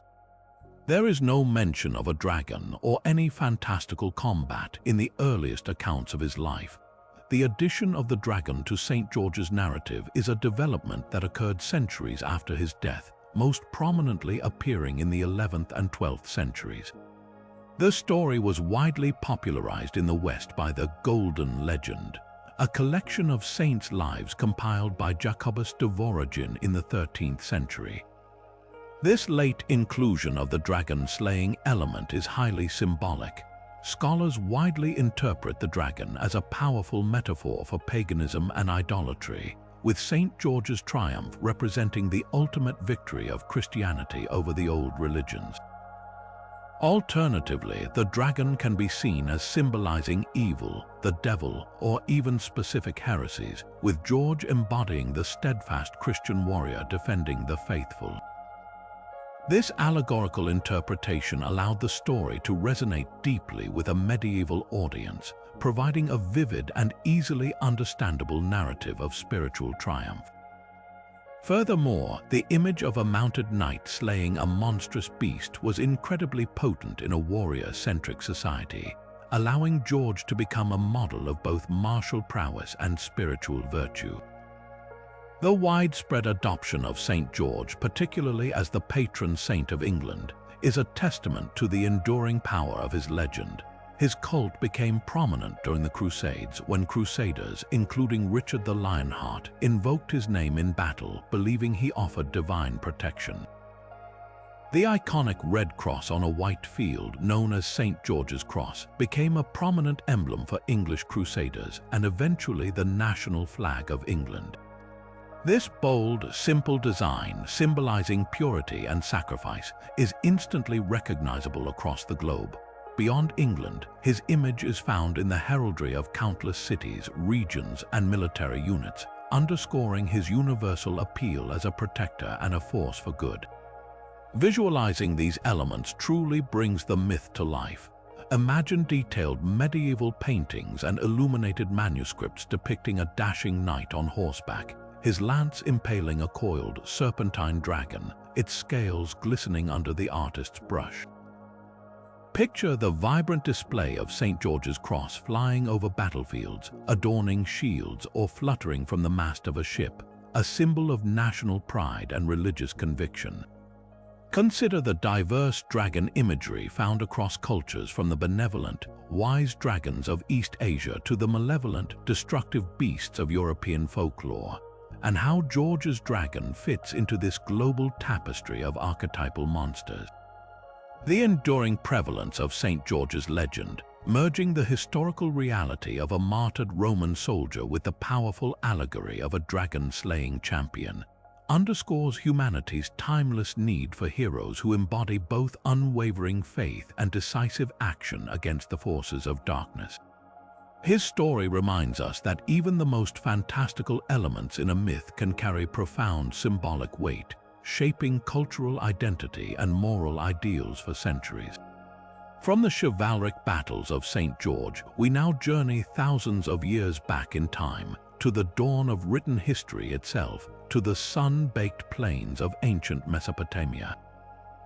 Here, amidst the Fertile Crescent, emerges a hero whose story is not only one of the oldest recorded narratives known to humankind, but also one that profoundly explores the very essence of what it means to be human: Gilgamesh, the mighty king of Uruk. His epic is not defined by a single battle or a singular quest for glory, but by an expansive journey of self-discovery, friendship, confrontation, and a profound coming to terms with the ultimate limit of human existence, mortality. The story begins with Gilgamesh as a tyrannical and arrogant ruler, two-thirds god and one-third man, whose boundless energy and strength oppress his people. The citizens of Uruk, suffering under his unchecked power, cry out to the gods for relief. In response, the gods create Enkidu, a wild man raised among animals, endowed with immense strength and untamed nature, destined to challenge Gilgamesh. Their initial encounter is a monumental wrestling match, a clash of raw power and untamed spirit that leaves neither victorious but earns them a mutual respect. This fierce struggle eventually forges an unbreakable bond, transforming them from rivals into the closest of friends. This unexpected friendship is the beating heart of the epic, a testament to the transformative power of companionship and mutual understanding, establishing a core theme that resonates deeply even today: the human need for connection. Now united, Gilgamesh and Enkidu embark on a series of daring adventures that establish their legendary status. Their first major challenge takes them to the cedar forest, the sacred domain of the gods, to confront Humbaba. Humbaba is no ordinary monster. He is a terrifying guardian appointed by the god Enlil, a grotesque creature whose roar is a flood, whose breath is fire, and whose maw is death. Despite initial fear and Enkidu's warnings, Gilgamesh, driven by his thirst for glory and a desire to make a name for himself, persuades Enkidu to join him in slaying Humbaba. After a ferocious battle, they succeed, cutting down the sacred cedars and triumphantly bringing back Humbaba's head.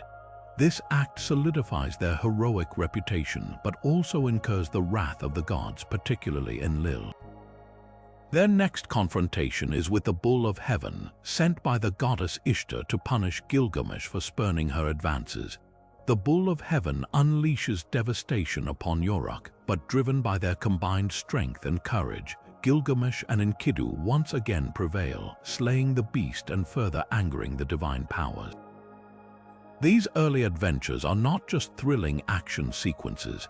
They are pivotal moments that demonstrate the heroes' combined might, their youthful arrogance, and their defiance of divine decree. The consequences of their hubris are dire. The gods decree that one of them must die, and tragically, Enkidu is chosen. His agonizing illness and death profoundly shatter Gilgamesh.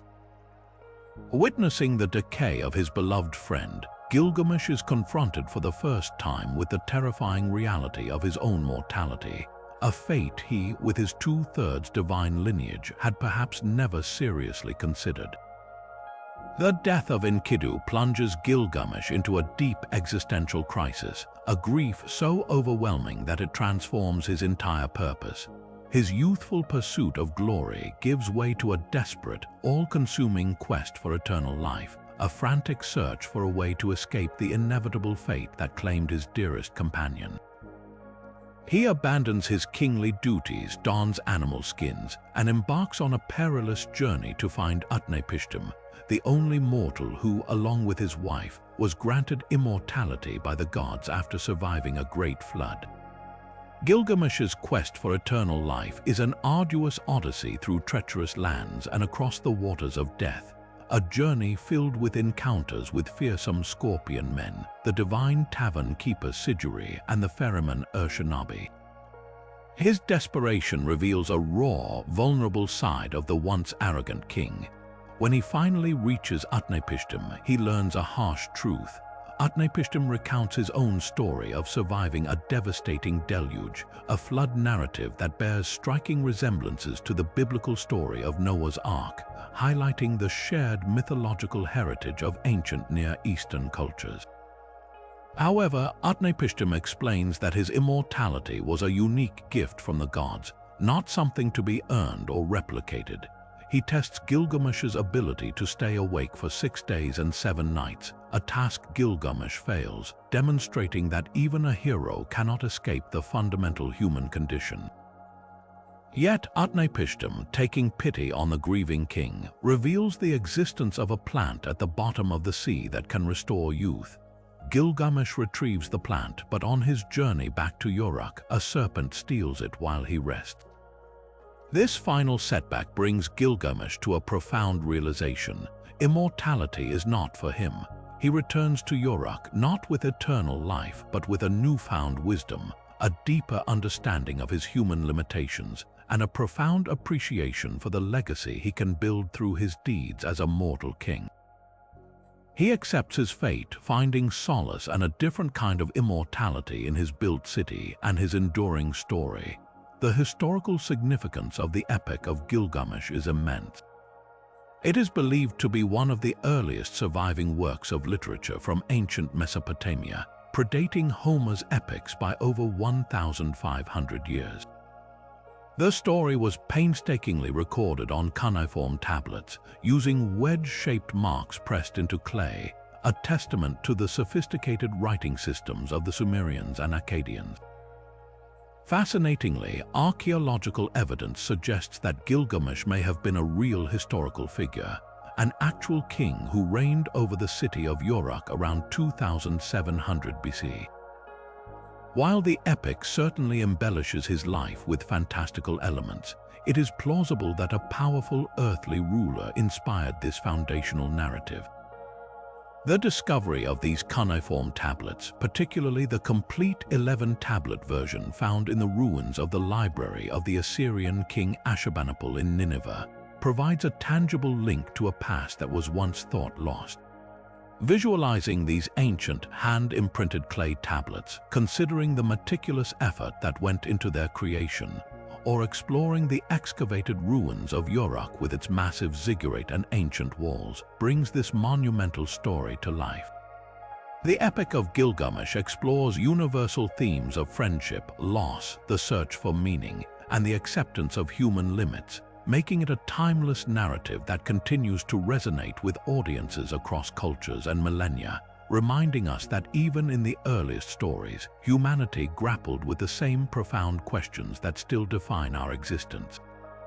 From the ancient Mesopotamian epics where heroes grappled with mortality, we now journey to the vibrant spiritual tapestry of ancient India to embrace a hero deeply embedded in the heart of Hindu mythology, Rama. He is not merely a king or a warrior, but the seventh avatar or earthly incarnation of the supreme deity Vishnu, sent to earth to uphold Dharma, the cosmic order and righteousness, and to vanquish evil. His life story, meticulously chronicled in the epic poem the Ramayana, a literary and spiritual cornerstone for billions, transcends mere adventure. It is a profound narrative about duty, sacrifice, loyalty, and the enduring struggle between good and evil. The Ramayana is more than just a sacred text. It's a living tradition that has shaped countless lives and cultures across South and Southeast Asia. The central conflict of the Ramayana ignites tragically with Rama's unjust exile. As the eldest and most virtuous son of King Dasharatha of Ayodhya, Rama was the rightful heir to the throne. However, due to a complex web of court intrigue and a manipulative boon granted to one of his father's queens, Kaikeyi, Rama is banished to the forest for 14 years. His devoted wife, Sita, a paragon of purity and fidelity, chooses to accompany him, as does his loyal younger brother, Lakshmana. This act of self-imposed exile, driven by obedience to his father's word, immediately establishes Rama's unwavering adherence to Dharma, even when it means personal suffering and apparent injustice. Their peaceful forest dwelling, however, is shattered by the malevolent actions of the powerful, 10-headed demon king, Ravana, the tyrannical ruler of Lanka, who, driven by lust and a desire for revenge against Rama and Lakshmana, cunningly abducts Sita and carries her off to his island kingdom. Sita's abduction sets in motion the epic quest that defines the Ramayana. Rama, heartbroken and distraught, embarks on a desperate mission to rescue his beloved wife. This seemingly impossible task is made possible through the unwavering devotion and extraordinary abilities of the monkey god, Hanuman. Hanuman, an embodiment of strength, devotion, and humility, becomes Rama's most faithful ally. His legendary feat of leaping across the vast ocean to Lanka, locating Sita in Ravana's formidable palace prison, and delivering Rama's message of hope is a testament to his boundless loyalty and divine power.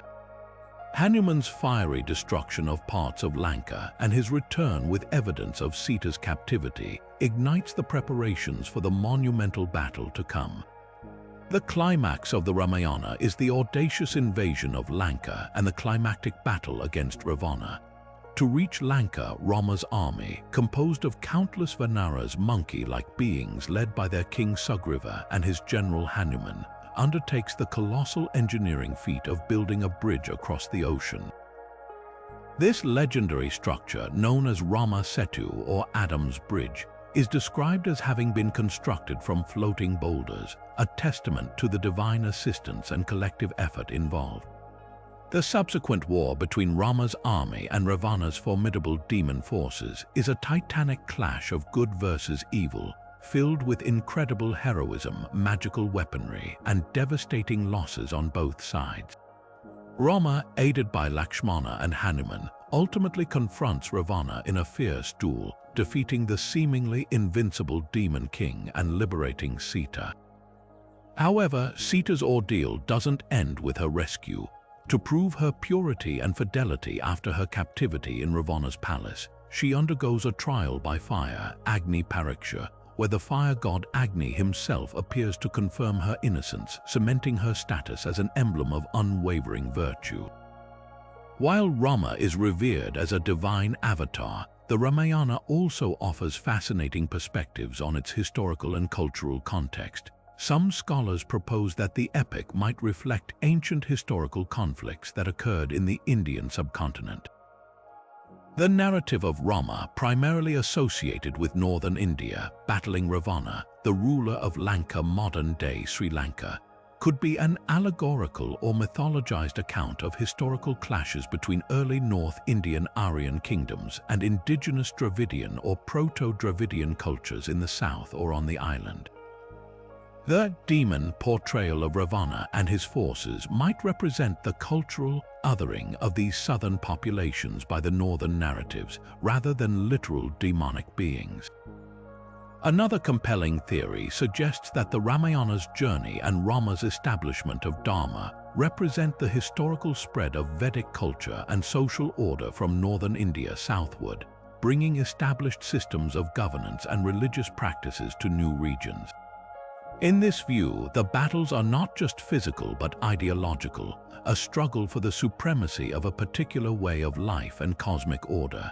The enduring influence of the Ramayana is staggering, felt across a vast geographical and cultural sphere.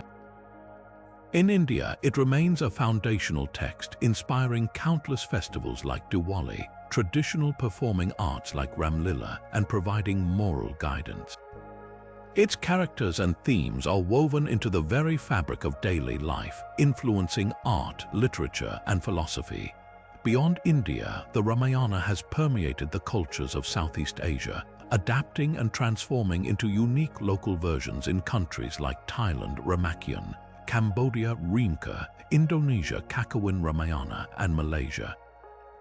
These adaptations, while retaining the core narrative, often incorporate local customs, beliefs, and spiritual interpretations, demonstrating the epic's universal appeal and its remarkable ability to resonate across diverse cultural landscapes.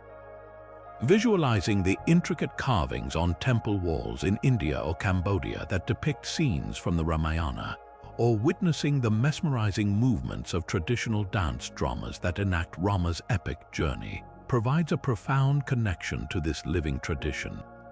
Imagine the ancient city of Ayodhya, Rama's birthplace, a place of deep pilgrimage, or the symbolic Rama Setu, a bridge between myth and geology, inviting us to contemplate the profound ways in which a divine narrative can intertwine with human history, creating a timeless hero whose story continues to inspire countless generations to uphold righteousness and battle the forces of chaos. From the divinely guided path of Rama, we now plunge into the swirling currents of another monumental Indian epic, one far more complex, morally ambiguous, and profoundly human, the Mahabharata. At its heart lies a hero whose journey epitomizes the struggle between duty, destiny, and the agonizing weight of moral choice, Arjuna. He is not an avatar of Vishnu like Rama, but a central figure, arguably the greatest warrior and archer in the epic, whose personal crisis on the battlefield of Kurukshetra becomes the stage for one of humanity's most profound philosophical texts, the Bhagavad Gita. The Mahabharata is not merely a story, it is a sprawling saga encompassing intricate family dynamics, political intrigue, and a devastating war that reshaped the ancient world, offering timeless insights into the human condition. Arjuna's identity is inextricably linked to the Pandavas, 5 royal brothers born to King Pandu and his wives, who are the righteous protagonists of the epic. Arjuna, specifically, is revered for his unparalleled skill with the bow and arrow, a mastery so complete that he is often depicted as infallible in combat. Under the tutelage of the legendary Guru Dronacharya, Arjuna honed his archery to perfection, capable of striking targets with uncanny precision and speed, even while blindfolded. He possesses a calm demeanor that belies his deadly accuracy, making him a formidable and respected warrior. His closest companion and divine charioteer in the war is Krishna, who is revealed to be the supreme deity, an incarnation of Vishnu, and who guides Arjuna not just in battle but through his deepest spiritual turmoil. Yet, despite his martial prowess and divine association, Arjuna's character is marked by a profound internal struggle, a sensitive soul grappling with the brutal realities of war. The stage for Arjuna's ultimate moral dilemma is the vast, open field of Kurukshetra, the site of the climactic 18-day war between the Pandavas and their 100 cousins, the Kauravas. This conflict is not a distant, abstract battle. It is a war for the throne of Hastinapura, a struggle between deeply intertwined families, former friends, and revered teachers. As Arjuna surveys the opposing army, his heart sinks. He sees his grand-uncle Bhishma, his beloved Guru Dronacharya, and countless relatives and friends arrayed against him. Overwhelmed by sorrow and doubt, he drops his Gandiva bow, declaring his unwillingness to fight and kill his own kinsmen, fearing the immense karmic debt and the societal chaos that such a fratricidal war would unleash. This moment of profound doubt, this human reluctance to inflict harm on those he loves, distinguishes Arjuna from many other epic heroes. It is this very crisis that sets the scene for the Bhagavad Gita, a philosophical dialogue of immense spiritual depth. The Bhagavad Gita, meaning Song of God, is Krishna's response to Arjuna's despondency. On the cusp of the greatest battle of his age, Arjuna receives divine instruction from Krishna, who systematically addresses his doubts and fears. Krishna teaches him about the immortal nature of the soul Atman, the importance of performing one's duty dharma without attachment to the results karma yoga, the path of devotion bhakti yoga, and the ultimate reality of the divine. Krishna reveals his universal form to Arjuna, showcasing his cosmic power and underscoring the divine plan behind the seemingly destructive war. Through this discourse, Arjuna is taught that his duty as a warrior is to fight for righteousness, even if it means confronting loved ones, understanding that the physical bodies are perishable, but the souls are eternal. This spiritual dialogue transforms Arjuna's perspective, enabling him to transcend his personal grief and engage in the war with a detached yet resolute commitment to his dharma, understanding that he is an instrument of a larger cosmic justice. The historical mysteries surrounding the Mahabharata are as compelling as its narrative. For centuries, the epic was considered purely mythological. However, archaeological findings and scholarly research have opened fascinating avenues for a potential historical basis. While the fantastical elements like divine weapons and prolonged battles stretching over days are clearly embellishments, the core narrative of a great war fought in the Kurukshetra region around 1000 BC aligns with the late Bronze Age/early Iron Age in India. Archaeological digs in this area have revealed evidence of painted grey ware pottery, iron artifacts, and settlements that date to this period, suggesting a thriving and possibly conflict-prone society. Some scholars propose that the central conflict of the Mahabharata may indeed be a mythologized memory of a real, localized conflict between rival tribal groups or kingdoms during the Indian Iron Age, a war of such devastating scale that it left an indelible mark on the collective consciousness, growing into the epic we know today. Arjuna, therefore, acts as a powerful symbol. He embodies the eternal struggle of humanity to reconcile personal desire with higher duty, emotional attachment with spiritual wisdom. His journey from doubt to conviction, guided by divine wisdom, makes him an archetype for navigating moral dilemmas and understanding the nuances of righteous action. The Mahabharata, through Arjuna's story, offers not just a dramatic narrative but a profound ethical and philosophical framework for life, emphasizing the importance of doing one's duty despite personal cost and the ultimate victory of dharma over adharma. Visualizing ancient Indian art depicting Arjuna with his bow, Gandiva, and Krishna as his charioteer, or studying maps of the Kurukshetra region overlaid with archaeological findings, provides a tangible connection to this ancient epic. The very act of reading or reciting the Bhagavad Gita on the battlefield, against the backdrop of an impending cataclysm, continues to inspire and challenge millions, making Arjuna's story a timeless exploration of duty, devotion, and the profound wisdom that can emerge even from the heart of conflict. From the nuanced moral battlefields of ancient India, we now leap across continents and centuries to the Emerald Isle of Ireland, a land steeped in mist and magic, to confront a hero whose ferocity and tragic destiny are etched deep into the soul of Celtic mythology, Cuchulainn, the Hound of Ulster. This isn't merely a tale of a warrior, it's a foundational epic of Irish identity, a saga of superhuman prowess, unwavering loyalty, and a raw, visceral violence that sets it apart from many other heroic narratives. His story, central to the Ulster cycle, paints a picture of a champion born with an extraordinary destiny, defending his province almost single-handedly against overwhelming odds, a testament to the indomitable spirit of the ancient Gaels. Cuchulainn, originally named Setanta, earns his iconic title early in life through a legendary act of bravery. As a young boy, he accidentally kills the fearsome Hound of Cuchulainn, the blacksmith. In penance, he vows to take the Hound's place, guarding Cuchulainn's home until a suitable replacement can be trained, thus becoming Cuchulainn, or the Hound of Cuchulainn. This act foreshadows his lifelong dedication to protecting Ulster. His youth is marked by prodigious feats and a rapid mastery of all warrior skills. He trains under the formidable warrior woman Scathach in the Land of Shadows, learning martial arts, strategy, and the use of the gibbolg, his signature barbed spear, a weapon so deadly it had to be deployed with the foot and caused horrific internal damage. This period of intense training underscores the meticulous preparation and discipline that underpin even superhuman abilities, honing natural talent into lethal precision. What truly sets Cu Chulainn apart and makes his battles so terrifyingly vivid is his ryostrad, or warp spasm.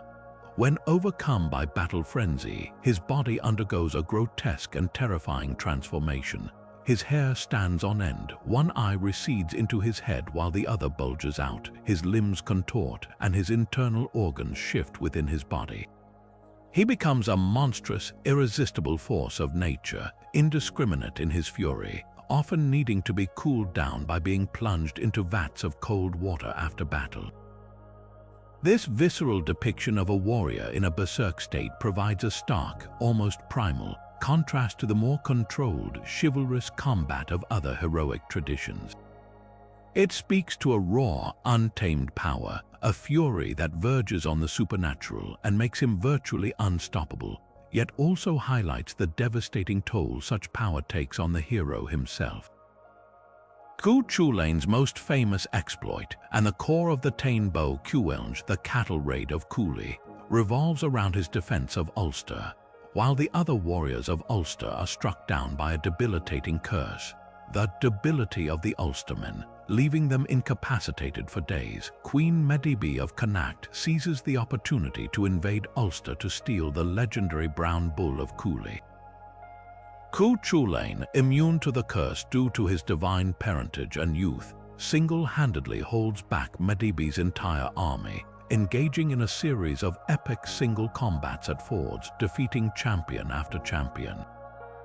This prolonged, arduous defense showcases his unparalleled skill, cunning, and endurance, making him the ultimate lone warrior against an insurmountable horde. It is a story of defiant resistance, of one man standing against the world to protect his homeland. His tragic death, like his life, is steeped in prophecy and fate, a poignant end for such an indomitable warrior. Cu Chulainn was bound by several Jisa taboos or obligations, curses that would bring about his downfall if broken. Among these were prohibitions against eating dog meat and allowing a satirist or poet to be denied a request.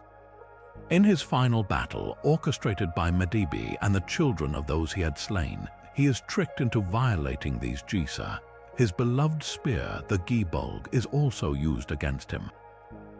Mortally wounded, he ties himself to a standing stone or pillar stone so that he may die upright, facing his enemies, denying them the satisfaction of seeing him fall.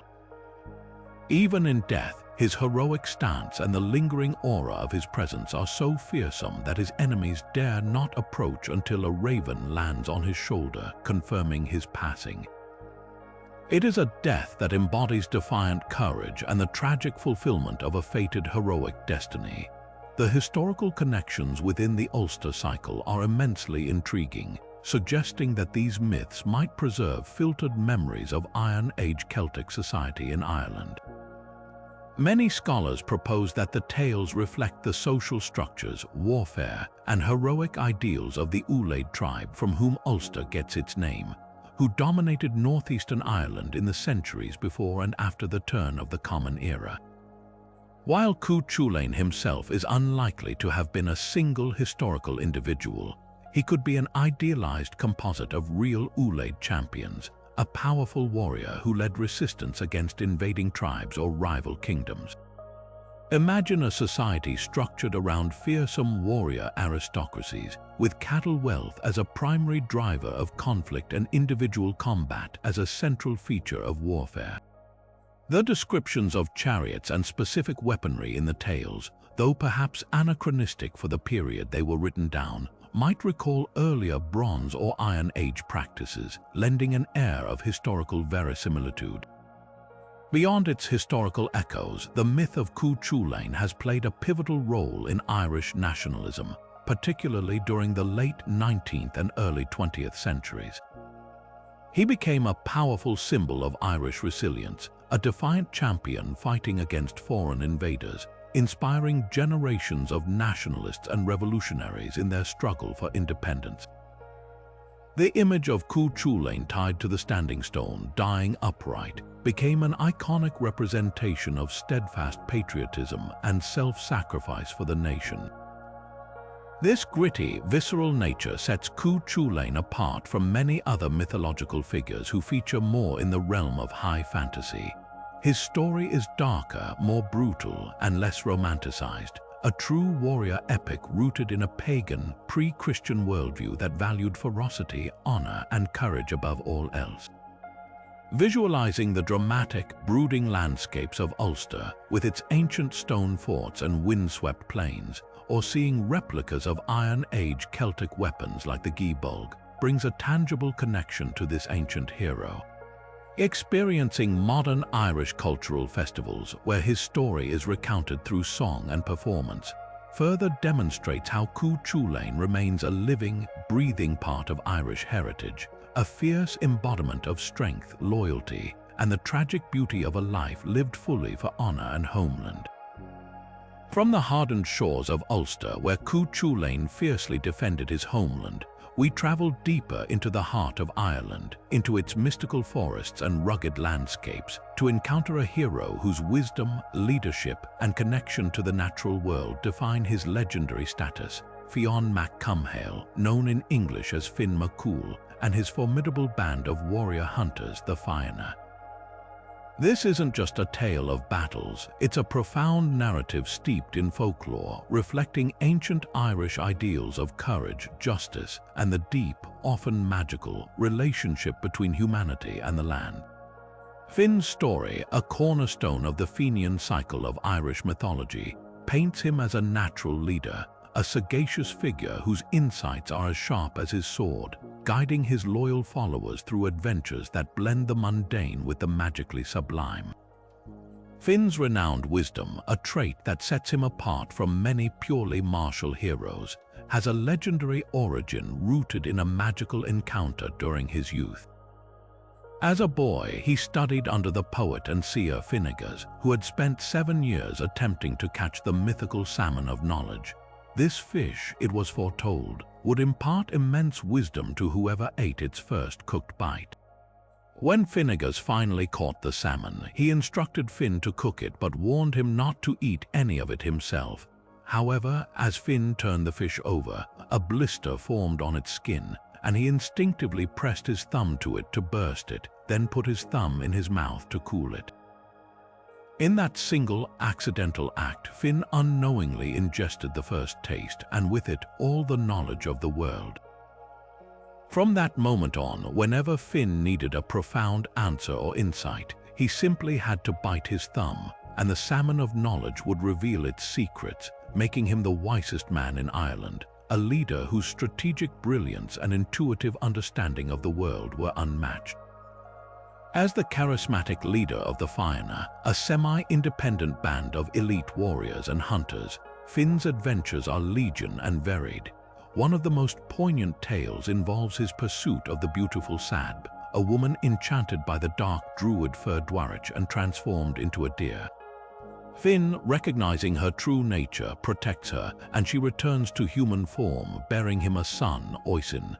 However, the druid eventually recaptures Sad, transforming her back into a deer, and she vanishes forever, leaving Finn heartbroken and Oisin an orphan.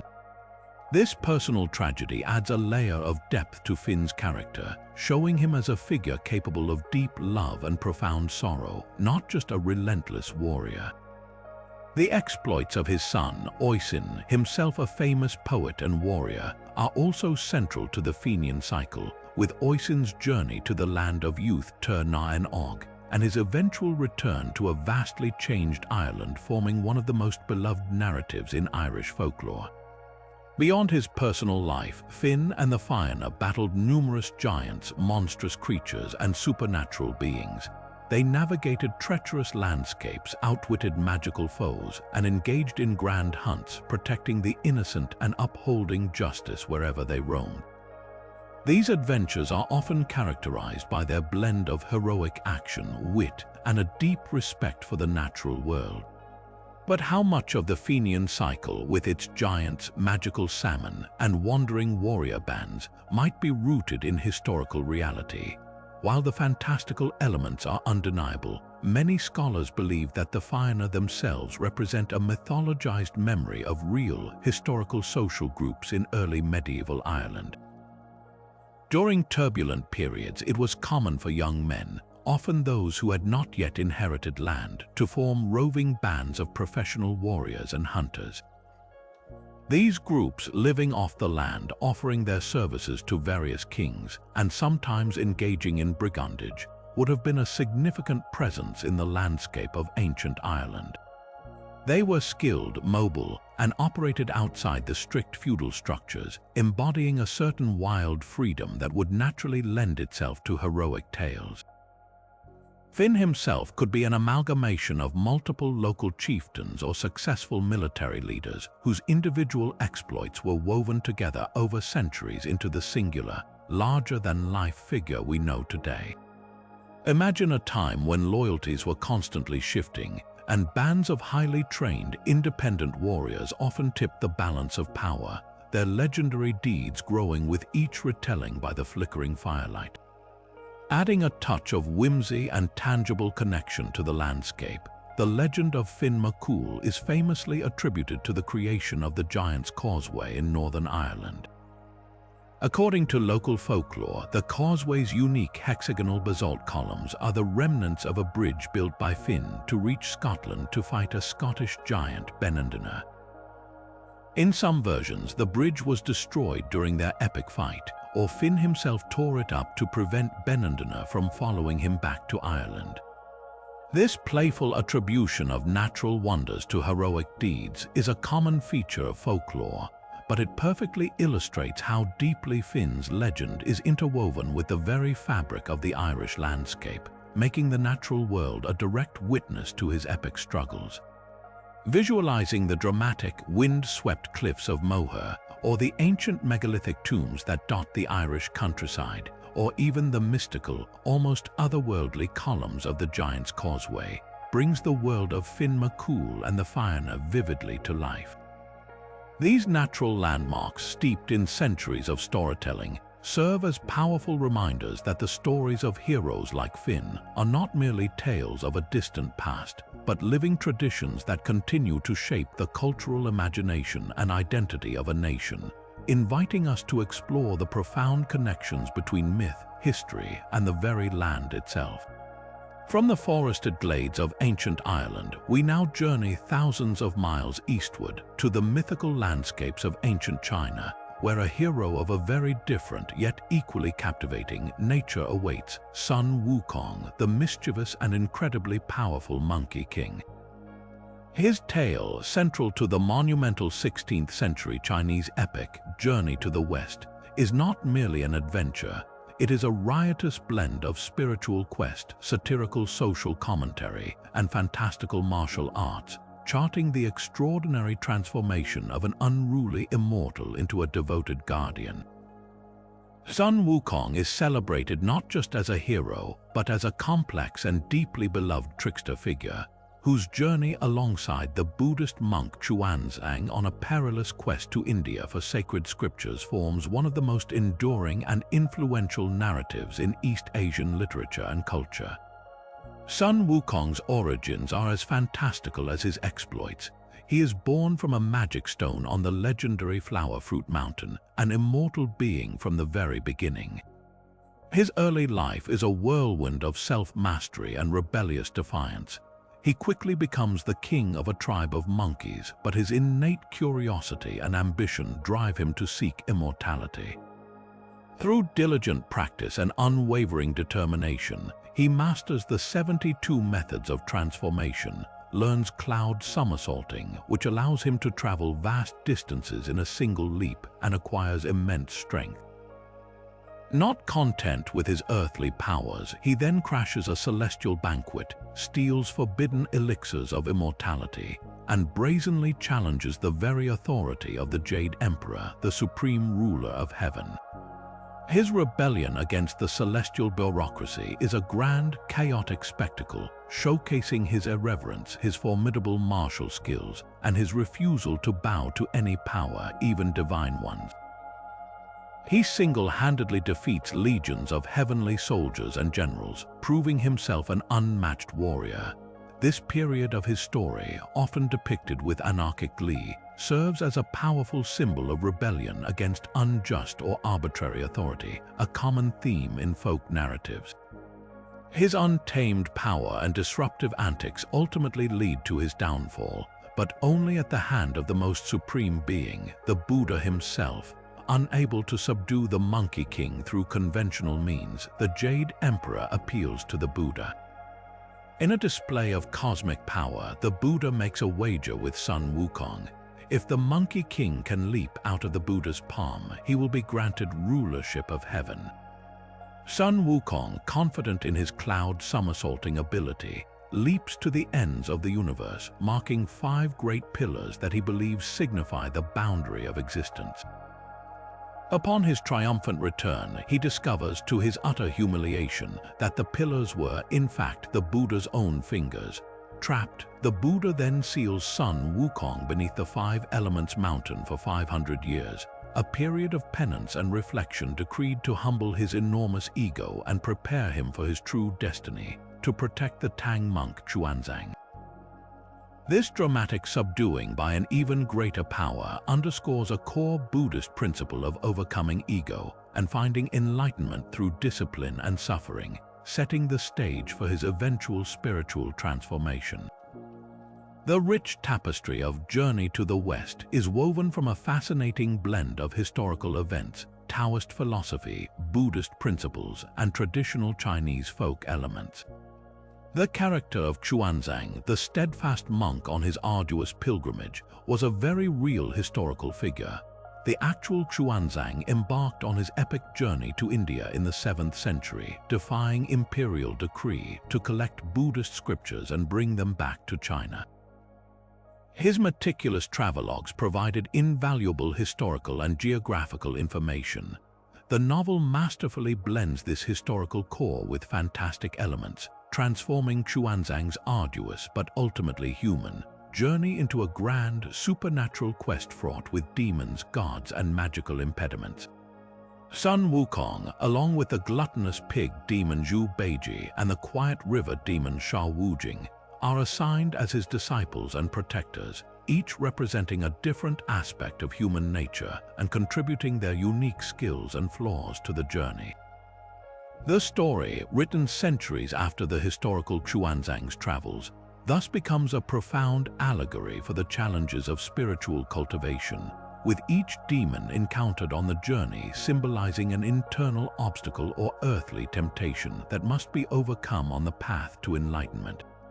Sun Wukong's immense popularity in East Asia, across countries like China, Japan, Korea, and Vietnam, is truly staggering. He is a multifaceted symbol, representing rebellion against authority, incredible ingenuity, and the triumph of the underdog against overwhelming odds. His quick wit, his 72 transformations that allow him to assume any form, and his potent magic golden banded staff, which can expand or shrink to any size, make him an endlessly resourceful and entertaining hero. He embodies a spirit of playful defiance and chaotic brilliance, always finding a way out of impossible situations, even if his methods are unconventional. This resonates deeply with audiences who appreciate his cunning and his ability to challenge established norms. Visualizing the vibrant and acrobatic performances of Chinese opera, where actors embody Sun Wukong with gravity-defying leaps and elaborate facial painting, or seeing the dynamic artistry of ancient Chinese illustrations that capture his mischievous spirit, truly brings this legend to life. His enduring appeal is further evidenced by his continuous reincarnation in modern adaptations across various media, from popular anime and manga to video games and blockbuster films, showing that the Monkey King's anarchic charm and spiritual journey continue to captivate new generations, solidifying his place as a truly timeless and globally recognized hero.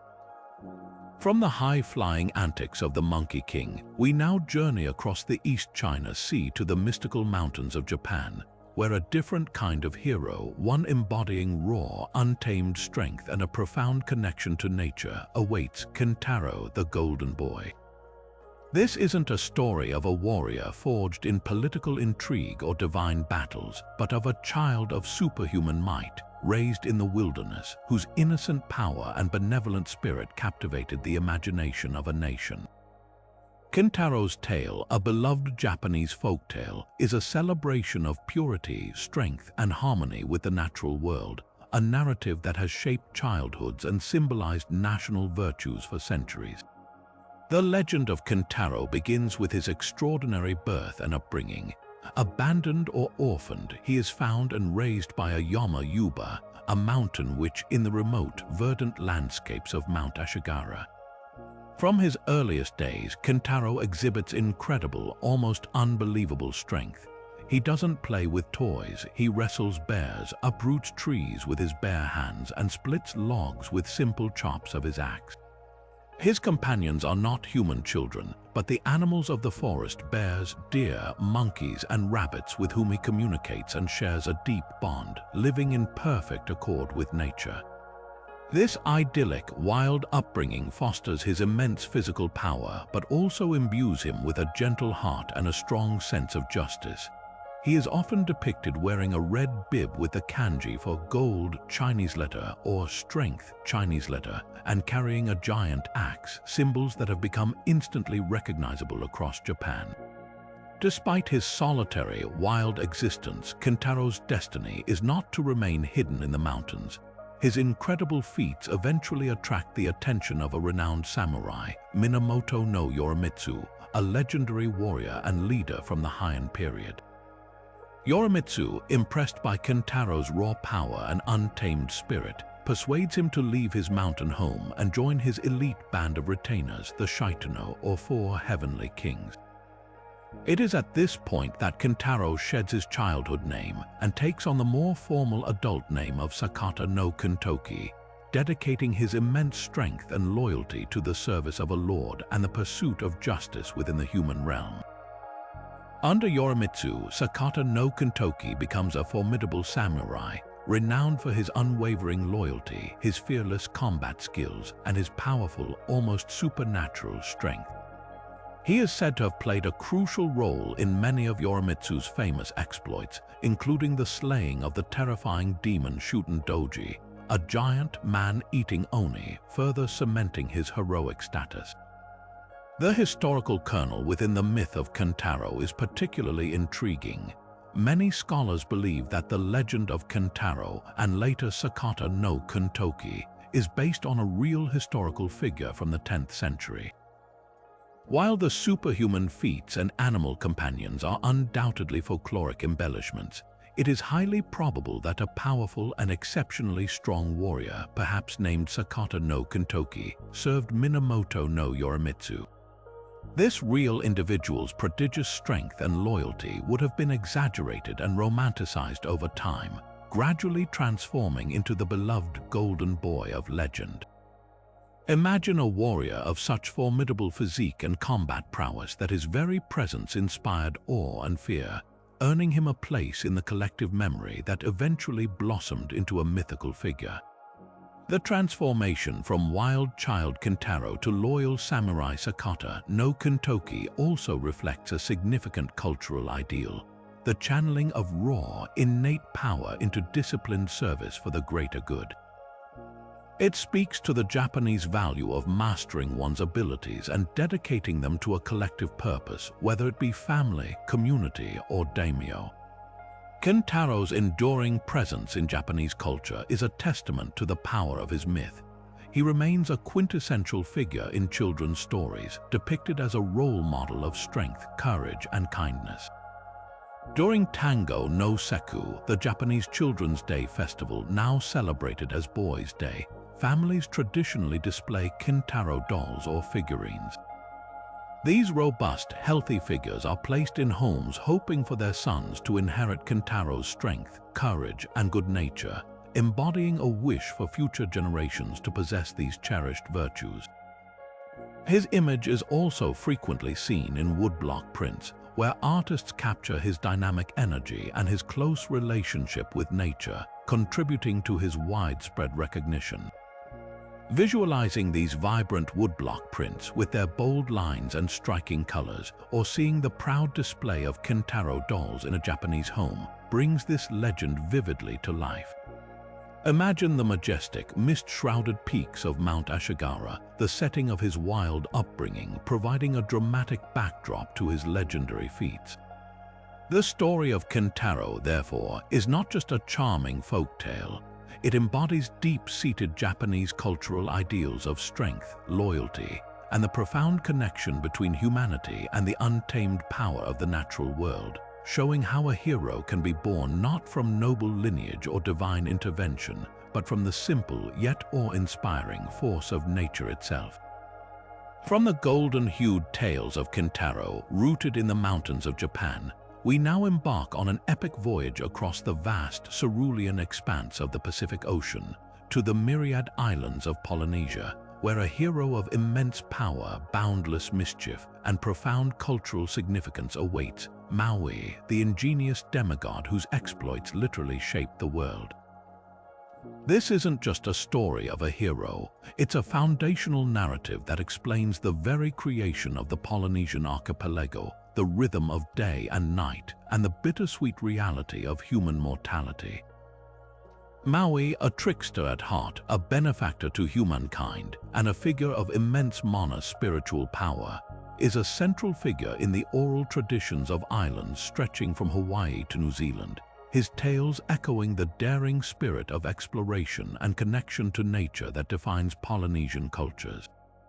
Maui's origins are as extraordinary as his deeds. He is often born prematurely or abandoned, but through divine intervention or sheer will, he survives and thrives, growing rapidly into a demigod of incredible strength and cunning.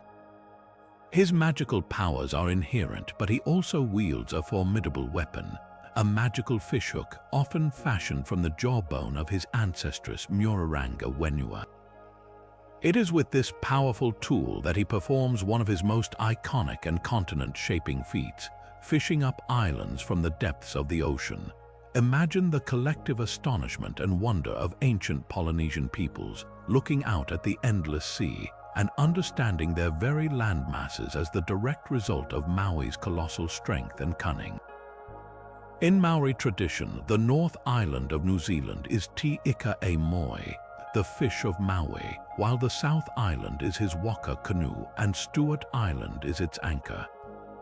This vivid imagery powerfully connects the demigod to the very land beneath their feet, imbuing the landscape with historical and mythological significance. These tales are not just fantastical, they are deeply personal, explaining the origin of their sacred homelands and the natural formations within them. Another of Maui's pivotal exploits demonstrates his benevolent, albeit mischievous, nature and his desire to make life easier for humanity, slowing the sun.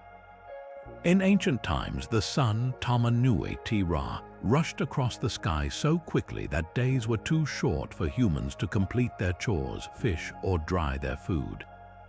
Maui, recognizing this hardship, embarked on a daring mission. He gathered his brothers, fashioned a massive rope, and after a long journey to the sun's pit or cave where it rested at night, they ambushed it as it began its ascent. In a monumental struggle that showcased his immense power and the combined effort of his siblings, Maui snared the sun with his rope and beat it fiercely with the magical jawbone, forcing it to agree to travel more slowly across the sky. This act, often depicted with great humor and a touch of defiance against cosmic order, not only lengthened the days for the benefit of humankind, but also established the rhythm of the seasons, demonstrating Maui's direct intervention in the natural world to serve human needs. It is a testament to his role as a culture hero, shaping the very environment for the convenience and prosperity of his people, even if it meant challenging a celestial deity.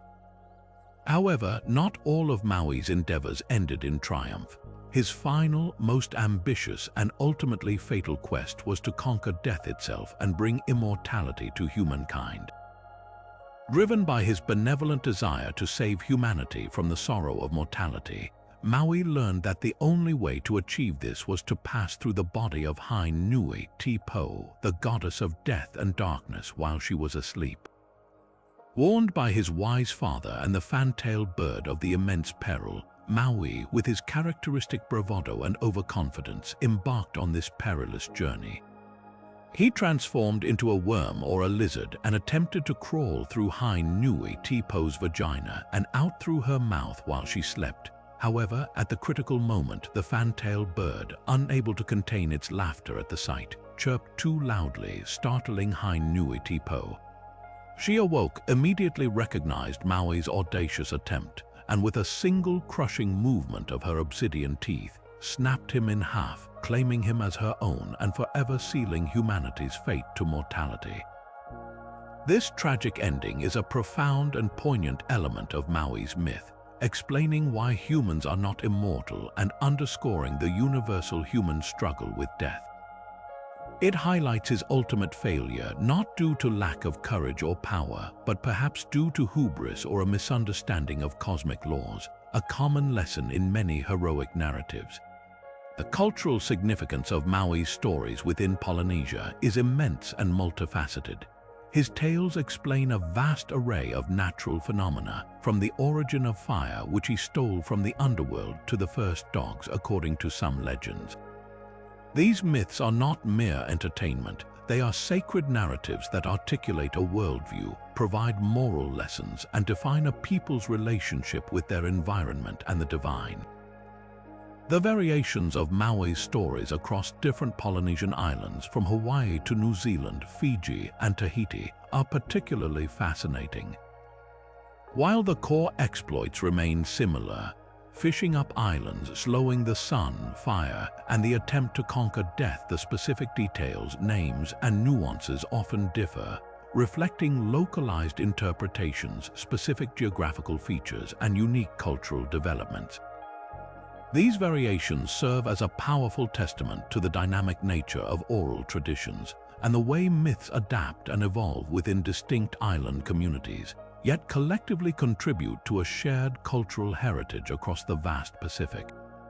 Furthermore, Maui's narrative, especially his audacious voyages and his ability to shape the landscape, deeply reflects the historical reality of Polynesian navigation and exploration. The Polynesians were master navigators, using sophisticated knowledge of stars, currents, and swell patterns to undertake epic, intentional voyages across thousands of miles of open ocean, discovering and settling islands throughout the Pacific.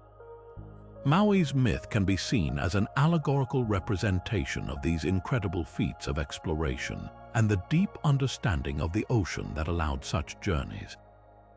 His fishing up of islands mirrors the discovery of new landmasses, and his cleverness embodies the ingenious problem-solving required for survival and expansion in a challenging oceanic environment. His stories provide a spiritual and mythical framework for a very real and astonishing history of human endeavor and courage. The recent global resurgence of interest in Maui, fueled in part by Disney's immensely popular animated film, Moana, has brought his stories to a vast new audience. While the film takes creative liberties, it effectively captures the essence of Maui's trickster personality, his immense power, and his role as a culture hero, introducing his character to millions who may never have encountered Polynesian mythology. This modern adaptation serves as a valuable gateway, encouraging many to delve deeper into the rich and complex layers of Polynesian oral traditions and to appreciate the deeper cultural truths behind the myth. Visualizing the breathtaking oceanic landscapes of Polynesia, with their volcanic islands seemingly rising from the clear blue waters, or examining intricate traditional carvings of Maui's iconic fishhook, or even comparing ancient navigational charts with modern maps of the Pacific, truly brings his world to life. These elements underscore how Maui is not just a character in a story, but an embodiment of the profound connection between the Polynesian people, their environment, and the epic history of their remarkable journeys across the great ocean, a testament to a hero whose legend is as vast and deep as the Pacific itself. From the ocean-spanning exploits of the Polynesian demigod Maui, we now journey to the ancient, vibrant civilizations of Mesoamerica, a land of towering pyramids and intricate calendars, to encounter a hero of cosmic significance, Quetzalcoatl, the revered feathered serpent. This isn't merely a hero, he is a complex deity, a creator god, and a benevolent cultural hero whose influence permeated nearly every aspect of life for cultures like the Maya, Toltec, and Aztec. His story, etched into stone and immortalized in codices, embodies the dualities of existence, sky and earth, knowledge and creation, and represents the very foundation of civilization in the ancient Americas. Quetzalcoatl's attributes are as rich and multifaceted as the cultures that worshipped him. He is predominantly depicted as a feathered serpent, a powerful symbol bridging the terrestrial serpent and the celestial feathers representing birds and flight. This duality perfectly encapsulates his role as a connector between the earthly and divine realms. Beyond his iconic form, he was associated with the wind, a life-giving force that clears the path for rain, and with the planet Venus, the morning and evening star, whose cyclical appearance linked him to creation, death, and rebirth.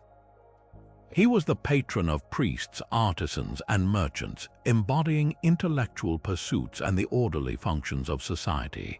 His benevolence extended to humanity, to whom he gifted maize, the staple crop of Mesoamerica, symbolizing sustenance and the very basis of civilization. He is credited with teaching humans agriculture, metallurgy, and the creation of intricate calendars, bringing them out of a state of savagery and into an age of enlightenment. He was the god of learning, science, and crafts, a divine conduit for all forms of human progress, making him the ultimate culture hero. The myth of Quetzalcoatl is often framed by his ongoing conflict with his darker, more warlike counterpart, Tezcatlipoca, the smoking mirror. Tezcatlipoca, associated with night, sorcery, war, and sacrifice, represented the chaotic and destructive forces of the universe, a stark contrast to Quetzalcoatl's creative and orderly influence. Their rivalry is a recurring motif in Mesoamerican mythology, symbolizing the eternal struggle between opposing forces that shape the cosmos and human destiny. In one prominent myth, Tezcatlipoca tricks Quetzalcoatl into imbibing pulque, leading him to commit acts of shame and ultimately forcing him into self-exile. This tragic fall from grace is crucial to the legend, as Quetzalcoatl, in his sorrow, embarks on a journey eastward, promising to return one day, a prophecy that would tragically impact the course of history. This prophecy of Quetzalcoatl's return is where the myth astonishingly intertwines with profound historical mystery and, ultimately, tragedy. Many scholars believe that the Quetzalcoatl deity might have been inspired by a real historical figure, the Toltec ruler Topoltzintzin Quetzalcoatl.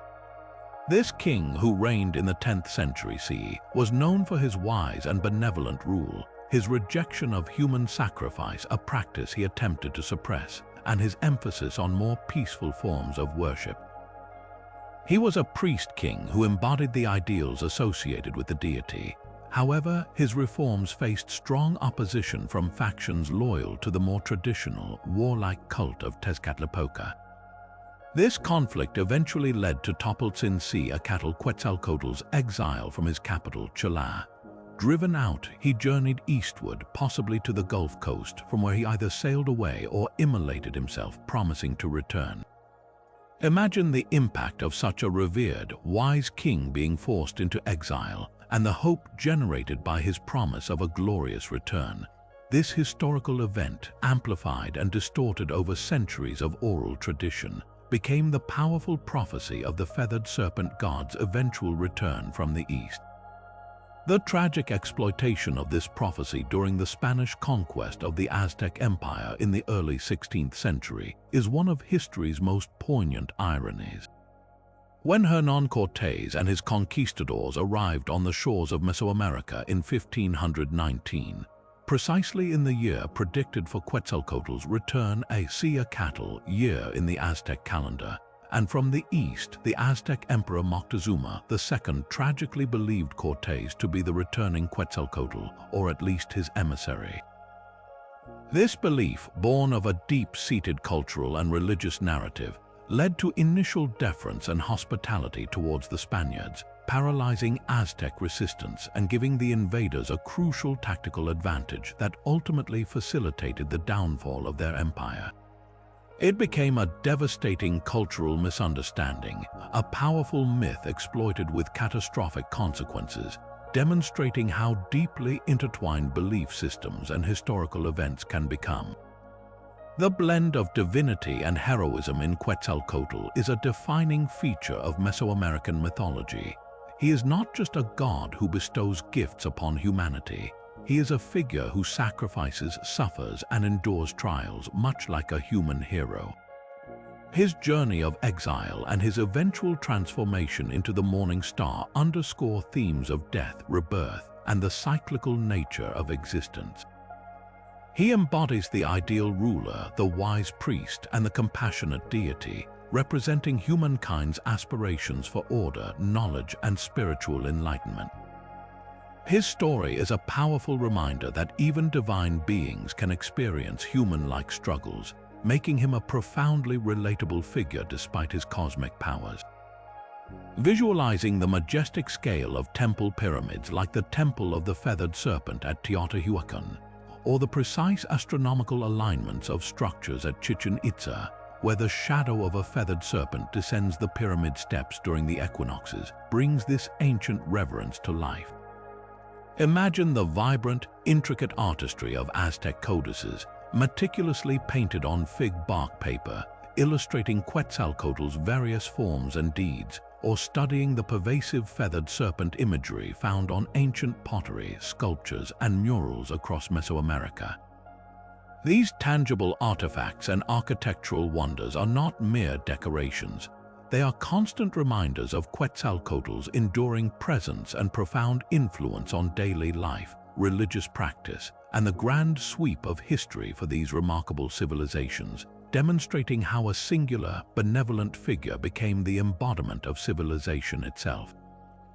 From the cosmic grandeur of Mesoamerican deities, our journey now shifts northward to the ancient forests and waterways of North America, where a hero of profound spiritual depth and political vision emerged, Hiawatha.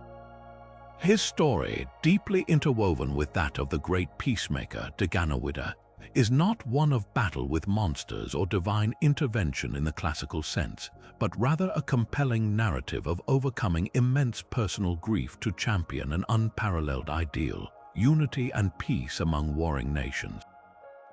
This foundational legend of the Iroquois or Haudenosaunee Confederacy stands as a testament to the power of diplomacy and shared governance, a beacon of hope in a world torn by strife, and a wisdom that profoundly shaped the course of indigenous civilizations. The tale of Hiawatha begins in sorrow. A Mohawk leader, Hiawatha was consumed by a profound grief that threatened to destroy him. His family, his wife and daughters had been cruelly taken from him, perhaps by disease, by war, or through the treachery of the powerful, malevolent sorcerer Atotaho. So deep was his despair that he wandered, distraught and alone, losing his mind to his suffering. It was in this state of utter despondency that he encountered the great peacemaker, Daganoweda.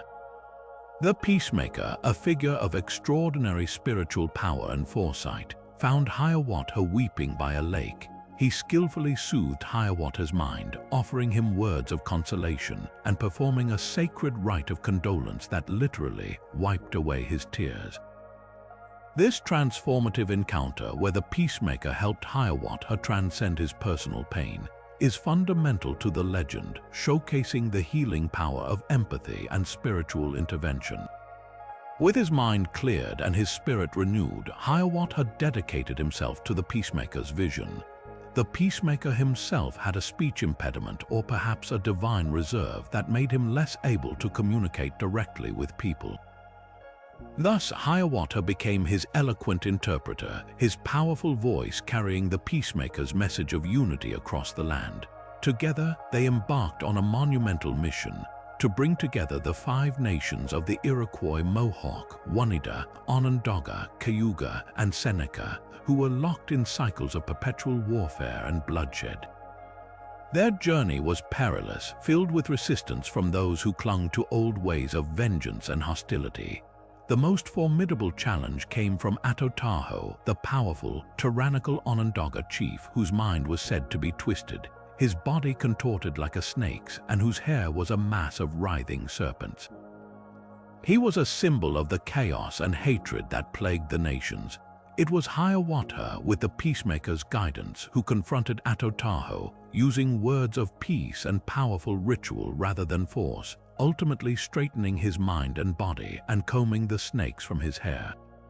This act of spiritual healing transformed Atotaho into a central figure of the new confederacy, symbolizing the triumph of peace over even the deepest-seated malice.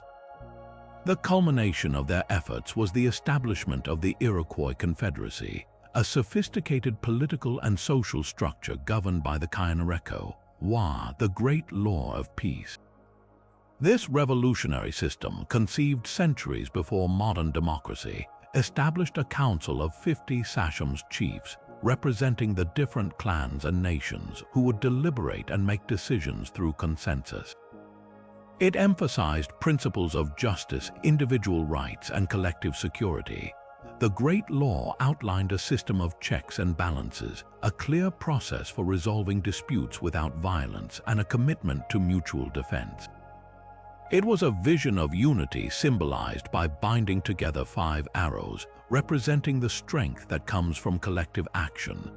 This sophisticated governance structure allowed the Haudenosaunee to become one of the most stable and powerful forces in North America for centuries, maintaining peace within their league and presenting a unified front to external threats.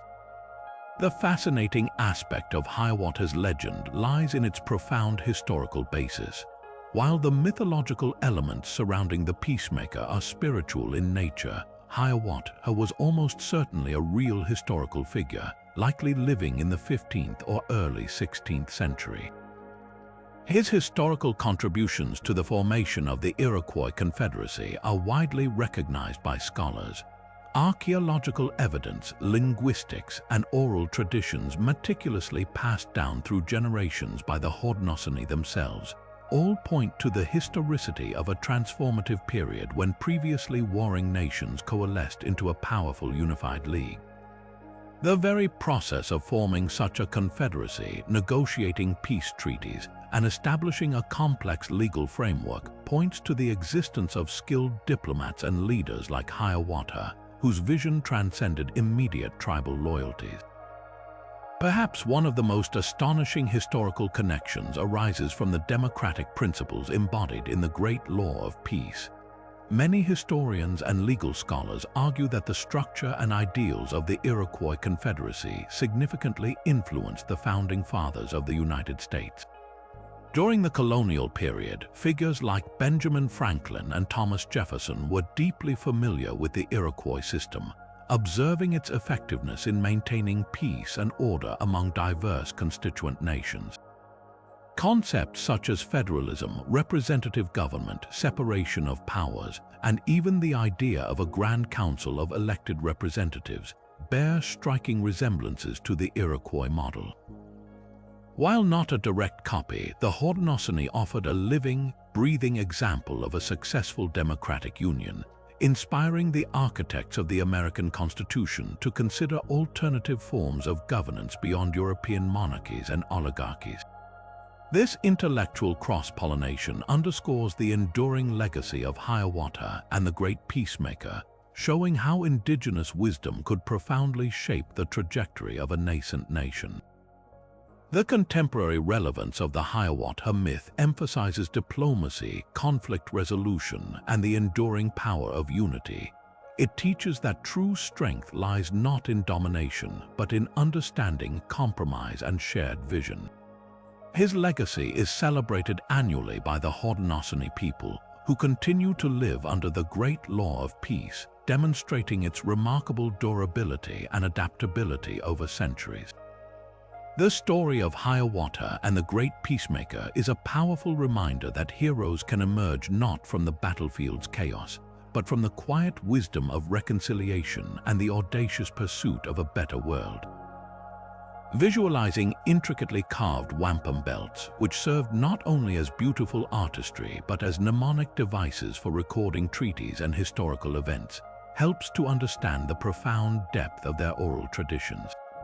Imagining historical reenactments of inter-tribal council meetings, conducted with meticulous ritual and respect, allows us to grasp the nuanced diplomacy that built and sustained the Confederacy.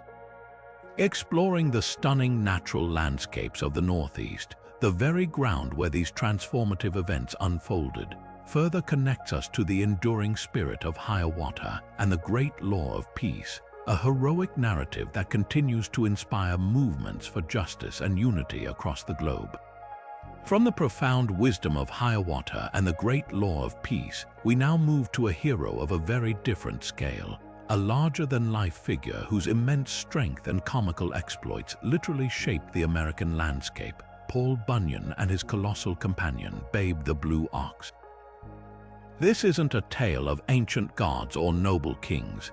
Instead, it's a vibrant, boisterous saga born from the rugged individualism and relentless spirit of 19th-century American logging camps, a uniquely American folk hero whose very existence embodies the humor, resilience, and boundless optimism of a burgeoning nation.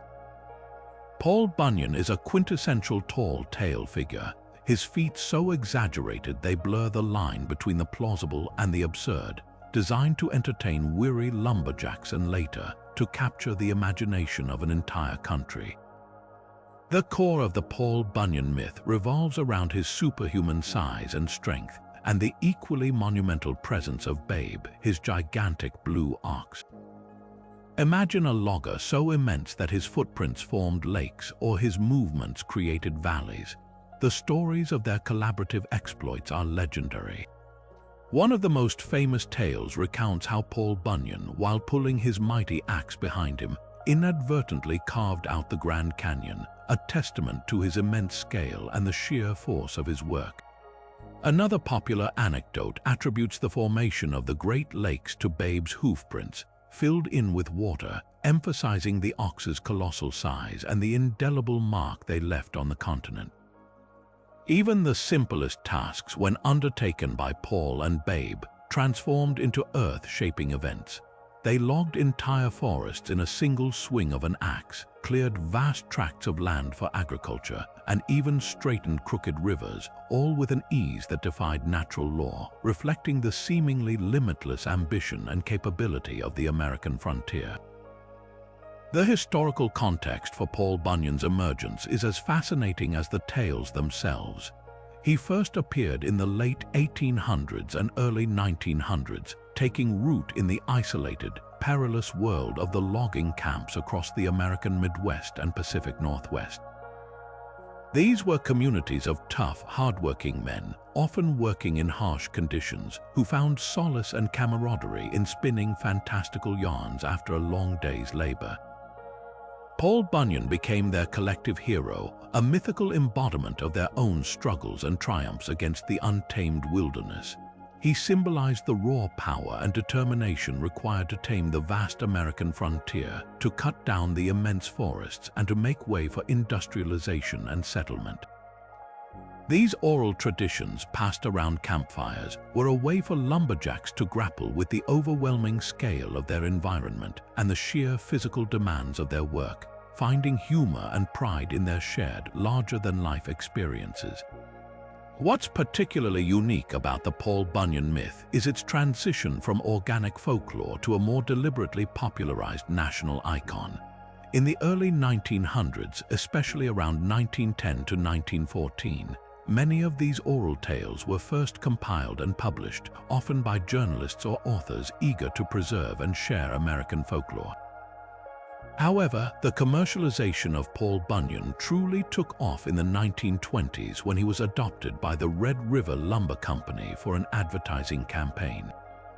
This marked a significant turning point, shifting the stories from purely communal, oral traditions to a marketing tool. the company commissioned the artist Edward Stanton to create illustrations of Paul and Babe, solidifying their visual representation and massively expanding their reach. This deliberate popularization further cemented Paul Bunyan's place in the national consciousness, transforming him from a regional logging hero into a universally recognized symbol of American strength, ingenuity, and the pioneering spirit. The playful, exaggerated nature of the Paul Bunyan stories played a crucial role in shaping American identity during a period of rapid industrialization and expansion. These were not just tales of strength, they were narratives that celebrated the boundless potential of the land and the people who worked it. They fostered a sense of shared heritage and a belief in the ability to overcome any obstacle, no matter how immense. The humor embedded in the tall tales, the frying of pancakes on a griddle so large it had to be greased by men with bacon strapped to their feet, or the creation of the Mississippi River as a single splash from Babe's drinking habit made them immensely appealing and memorable. This light-hearted yet deeply aspirational quality allowed Paul Bunyan to become a beloved figure in children's literature, cartoons, and even monumental roadside attractions across the United States. Visualizing vintage Red River Lumber Company posters with their bold, stylized depictions of Paul and Babe, or seeing the towering statues of the duo that greet visitors in towns across logging country, helps us appreciate the scale of their cultural impact. Imagine visiting natural landmarks like the Grand Canyon or the Great Lakes and playfully connecting them to the work of this mythical giant. Paul Bunyan, therefore, stands as a testament to the power of folklore to capture the spirit of a nation, reflecting its aspirations, its humor, and its enduring fascination with heroes who are truly larger than life, a heroic narrative that continues to evolve and entertain. From the expansive, often humorous tall tales of Paul Bunyan, we now delve into the gritty, sweat-soaked reality of post-Civil War America, where another monumental figure emerges from the annals of folklore, John Henry, the legendary steel-driving man. This isn't a story of magic or divine lineage, but a stark, powerful narrative forged in the crucible of back-breaking labor, technological advancement, and racial struggle. John Henry is an African-American folk hero whose very essence embodies the indomitable spirit of human strength, resilience, and a tragic yet defiant stand against the relentless march of industrialization. His tale, immortalized in countless ballads and songs, speaks to the profound dignity of human labor and the enduring power of the human will in the face of overwhelming odds. The Ballad of John Henry paints a vivid picture of his life and his singular challenge. He was a steel driver, a man whose job it was to hammer steel drills into solid rock, preparing the way for explosives during the construction of railroads and tunnels. The work was brutal, dangerous, and incredibly demanding, requiring immense physical strength and stamina. John Henry was renowned as the best, his mighty hammer singing a rhythm of power and precision against the rock face. The central conflict of his legend arises when a new invention arrives on the scene, the steam drill. This noisy, impersonal machine promised to revolutionize tunnel construction, cutting through rock faster and cheaper than any human could. It represented the relentless, dehumanizing force of industrial progress, threatening to render the steel drivers and their inherent human skill obsolete. It was in this context that John Henry, with a defiant roar, issued his legendary challenge. He declared that he would race the steam drill, pitting his human strength, skill, and spirit against the unfeeling efficiency of the machine. The setting for this monumental showdown is often cited as the Big Bend Tunnel in West Virginia, a real historical location where thousands of laborers, many of them formerly enslaved African Americans, toiled under horrific conditions to bore through mountains. The ballad describes the epic race in vivid detail. John Henry, with two hammers, one in each hand, working tirelessly, the air filled with the clang of steel on rock, the hiss of the steam drill, and the cheers of the onlookers. He worked with a superhuman effort, his body drenched in sweat, his muscles screaming, pushing himself beyond the limits of human endurance. The race was long and agonizing, a test of wills, strength, and the very soul of man versus machine. In the end, John Henry triumphed. He drove his steel further than the steam drill, proving that a man's will and strength could indeed outperform a machine. However, the victory came at a profound and tragic cost. Having pushed his body beyond its limits, John Henry collapsed, his heart giving out, dying with his hammer still in his hand. His death, even in triumph, underscores the immense human price paid for progress and the often unacknowledged sacrifices of those who built the physical infrastructure of a nation. The ballad, in its poignant conclusion, solidifies his legacy. A man ain't nothing but a man, but before I let that steam drill beat me down, I'd die with my hammer in my hand. This tragic yet triumphant end elevates John Henry from a mere laborer to a symbolic martyr, a defiant champion of humanity against the dehumanizing forces of industrialization. The historical roots of the John Henry legend are profoundly compelling and connect directly to the brutal realities of post-Civil War America. While it is unlikely that a single individual named John Henry performed all the feats attributed to the legend, the myth is almost certainly based on the very real experiences of African American railroad workers and steel drivers in the late 19th century. After the Civil War, formerly enslaved people seeking work and opportunity flocked to massive infrastructure projects like the burgeoning railroad network. They formed the backbone of the labor force, performing the most arduous and dangerous tasks, often under exploitative conditions. The period of railroad expansion saw the widespread introduction of steam-powered machinery, including steam drills, which undeniably threatened human jobs and skill sets. The economic anxieties of these workers, particularly African Americans facing systemic discrimination and limited opportunities, would have been immense. The myth of John Henry, therefore, became a powerful and enduring symbol for several intersecting struggles in American culture.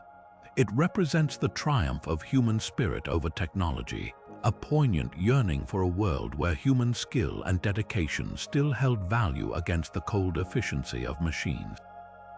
It also embodies the resilience of African Americans in the face of immense adversity and exploitation. It is a testament to their strength, dignity, and their refusal to be broken or dehumanized by the brutal labor and the societal prejudice they faced. John Henry's story resonates as a symbol of resistance against the dehumanizing aspects of industrialization and the unwavering spirit of those who built the nation's railroads with their bare hands and sheer will.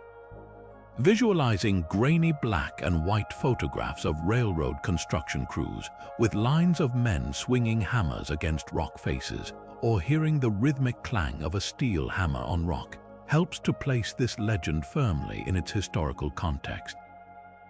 Imagine the immense scale of the tunnels bored through mountains, the sheer physical effort required, and the very real dangers faced daily by these laborers. The unwavering popularity of John Henry's ballad, passed down through generations, continues to remind us that heroism isn't always found on battlefields or in royal courts. Sometimes it's found in the sweat, toil, and defiant spirit of an ordinary man who chose to stand tall against the forces of change, leaving an indelible mark on the landscape and the national psyche. From the raw human defiance of John Henry, we now journey to the heart of medieval Europe, to the epic battlefields of the Franks, where honor, faith, and tragic sacrifice forged another legendary hero, Roland. His story, immortalized in the Song of Roland, one of the oldest and most influential works of French literature, is a foundational narrative of chivalry, loyalty, and Christian martyrdom. It paints a vivid picture of a knight whose unflinching pride and unwavering devotion to his emperor, Charlemagne, lead to his glorious yet ultimately devastating end. This isn't just a tale of combat, it's a profound exploration of duty, the harsh realities of warfare, and the enduring power of faith in a brutal age. The central drama of the Song of Roland unfolds during a campaign by Charlemagne, the Holy Roman Emperor in Moorish Spain. As Charlemagne and his vast army return to France after 7 years of war, Roland, his beloved nephew and the commander of the rearguard, is tasked with the perilous duty of protecting the main army's retreat through the treacherous Roncesvalles Pass in the Pyrenees Mountains. Roland is depicted as the epitome of a Christian knight, brave, strong, and fiercely loyal. Alongside him is his steadfast friend and fellow paladin, Oliver, a voice of reason and pragmatism. However, their position is betrayed by the treacherous Ganelon, Roland's stepfather, who harbors a bitter resentment towards him. Ganelon conspires with the Saracens' Muslims to ambush the Frankish rearguard, setting the stage for one of the most iconic and tragic battles in medieval literature. As the Saracen forces descend upon the Franks, Oliver, seeing the overwhelming numbers of the enemy, implores Roland to blow his Oliphant horn, a massive ivory horn, to signal for Charlemagne's main army to return and provide aid. But Roland, driven by immense pride and a desire for personal glory, refuses. He believes that to call for help would be a sign of cowardice, a stain on his honor and that of the Frankish knights. He insists that his small band of 20,000 men can defeat the 100,000 Saracens on their own. This fatal decision, born of his noble but ultimately tragic pride, sets in motion the heroic last stand of the rearguard. The battle that follows is epic in scale, with the Franks fighting with superhuman valor, their swords cutting down countless enemies. Roland, with his sword Durendal, performs incredible feats of strength and courage, slaying thousands. As the battle rages on and the Frankish rearguard is decimated, with nearly all his men fallen and Oliver himself mortally wounded, Roland finally realizes the futility of his pride. He sounds the Oliphant, blowing it with such immense force that his temples burst and blood pours from his mouth, signaling his distress to Charlemagne, who is now miles away. Charlemagne, alerted by the distant, mournful sound, immediately turns his army back, but it is too late. By the time Charlemagne's vanguard reaches Roncesvalles, Roland and all his faithful knights have perished, their bodies strewn across the battlefield, true martyrs for their faith and emperor. This scene of tragic sacrifice, where the hero finally calls for help but it arrives too late, underscores the profound cost of pride and the ultimate devotion to duty. Charlemagne, upon discovering the devastation, is overcome with grief and vows vengeance. He relentlessly pursues the fleeing Saracen army, inflicting a devastating defeat, and later ensures the traitor Ganelon faces a brutal, drawn-out execution, a stark demonstration of medieval justice and the consequences of betrayal. The historical basis for the Song of Roland is a topic of immense fascination and scholarly debate, as the epic poem takes significant liberties with actual events. The real Battle of Roncesvalles Pass occurred in 778 CE, a historical ambush that did target Charlemagne's rearguard as he returned from a campaign in Spain. However, the attackers were not a massive Saracen army, but rather a force of Basque raiders who ambushed the Franks in the narrow mountain passes, likely in retaliation for Charlemagne's earlier sacking of Pamplona. These Basque attackers would have been lightly armed, nimble, and highly skilled in guerrilla warfare, quite different from the heavily armored, numerous Saracens depicted in the epic. Furthermore, the casualties on the Frankish side were far fewer than the 20,000 in the poem, and the battle was a relatively minor setback for Charlemagne, not the catastrophic loss that the poem portrays. The central figure of Roland himself is believed to be based on a historical prefect of the Breton March named Huodland, mentioned in Charlemagne's annals Einhard's Vita Caroli Magni as being among those killed in the ambush. This suggests that while a minor historical figure named Huodland likely existed and died at Roncesvalles, his story was vastly expanded and embellished over centuries of oral tradition and poetic development, transforming him into the legendary Roland. The reason for these significant alterations is crucial to understanding the epic's enduring legacy. The Song of Roland, largely composed in its current form in the 11th century, served as powerful propaganda for the Crusades, which were then gaining momentum. By transforming the Basque attackers into a formidable Saracen army and portraying the conflict as a holy war between Christians and Muslims, the epic elevated the historical skirmish into a grand theological struggle, inspiring Christian knights to fight for their faith in the Holy Land. It solidified the image of the Saracen as the ultimate enemy and the Frankish knight as the ultimate defender of Christendom. The role of the Song of Roland in shaping chivalric ideals and national identity cannot be overstated. It established a powerful archetype of the ideal knight, fiercely loyal to his lord, brave to the point of recklessness, deeply devout, and unwavering in his pursuit of honor and glory. It extolled virtues like courage, sacrifice, and fealty, which became cornerstones of the medieval chivalric code. For the emerging French nation, it provided a powerful origin myth, a sense of shared heroism and destiny rooted in the triumphs and tragedies of their legendary past. It was a narrative that fostered a common identity, glorifying the Frankish heritage and presenting a unified vision of French military prowess and religious zeal. Visualizing scenes from medieval illuminated manuscripts where Roland, armored and resolute, blows his oliphant horn, his face contorted in agony, or elegant stained glass windows depicting the triumphant return of Charlemagne, brings the epic vividly to life. Imagine the stark, breathtaking landscapes of the Roncesvalles Pass in the Pyrenees, a place where history and legend dramatically converge, or seeing artistic interpretations of Roland's legendary horn, often depicted as ornately carved ivory. The Song of Roland, therefore, is far more than a simple battlefield account. It is a foundational text that not only crafted a hero but also shaped the very ideals of knighthood, nationhood, and religious destiny that defined a significant era in European history, enduring as a timeless testament to the complexities of honor and sacrifice.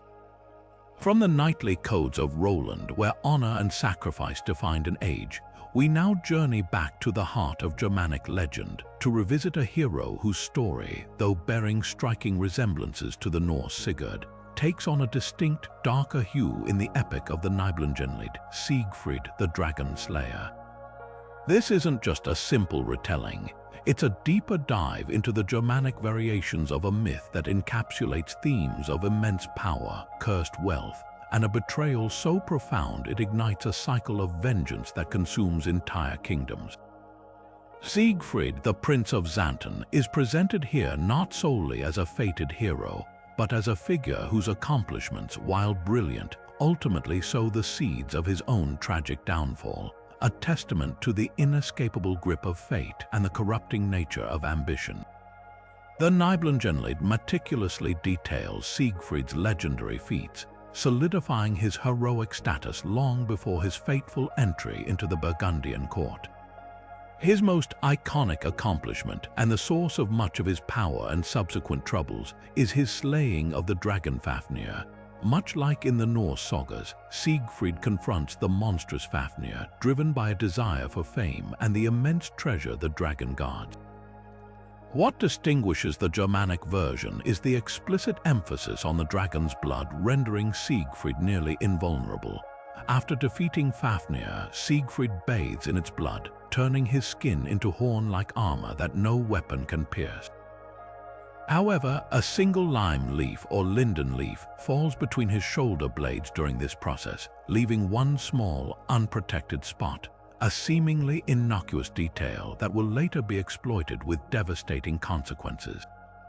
This physical vulnerability, a direct result of his quest for invincibility, serves as a poignant reminder that even the most powerful heroes are ultimately bound by human limitations or unforeseen circumstances. Concurrently with his dragon slaying, Siegfried gains possession of the vast Nibelung treasure, a cursed hoard guarded by the dwarf Alberich. This treasure, acquired through cunning and force, includes not only immense riches but also a Tarncap, a magical cloak of invisibility and immense strength. The acquisition of this treasure, rather than being a mere reward for his heroism, becomes an insidious force that influences and corrupts those who possess it, mirroring the Norse version where the Anvaranot is a source of strife. The Nibelung gold, with its inherent curse, sets in motion a chain of destructive events, tempting characters, fueling jealousy, and ultimately leading to the demise of kings and heroes. The dragon slaying and the acquisition of the treasure are intertwined, highlighting how power and wealth, even justly gained, can become a source of immense suffering and ruin, a recurring motif in Germanic mythology. The grand narrative takes a dark turn with Siegfried's fateful arrival at the court of the Burgundians in Worms, seeking to marry Kriemhild, the beautiful sister of King Gunther. To win Kriemhild's hand, Siegfried pledges his incredible strength and the magical powers of his Tarnkap to Gunther. This leads to a series of deceptions, most notably Siegfried's aid in helping Gunther win the hand of the formidable warrior Queen Brunhild. Brunhild, herself a figure of immense strength, will only marry a man who can defeat her in a series of athletic contests. Siegfried, using his invisibility cloak and immense strength, secretly substitutes for Gunther, winning Brunhild's challenges for him and even taking her ring and girdle after physically subduing her on her wedding night. This act of deceit, designed to bolster Gunther's pride, creates a simmering resentment in Brunhild. When Kriemhild, years later, in a heated dispute over status, unwittingly reveals Siegfried's deception to Brunhild, the humiliation and fury of the proud queen ignite a devastating plot for revenge.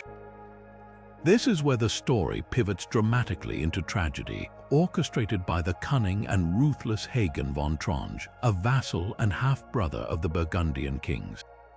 Hagen, deeply loyal to Brunhild or perhaps to the concept of Burgundian honor, perceives Siegfried's deception as a grave insult that must be avenged.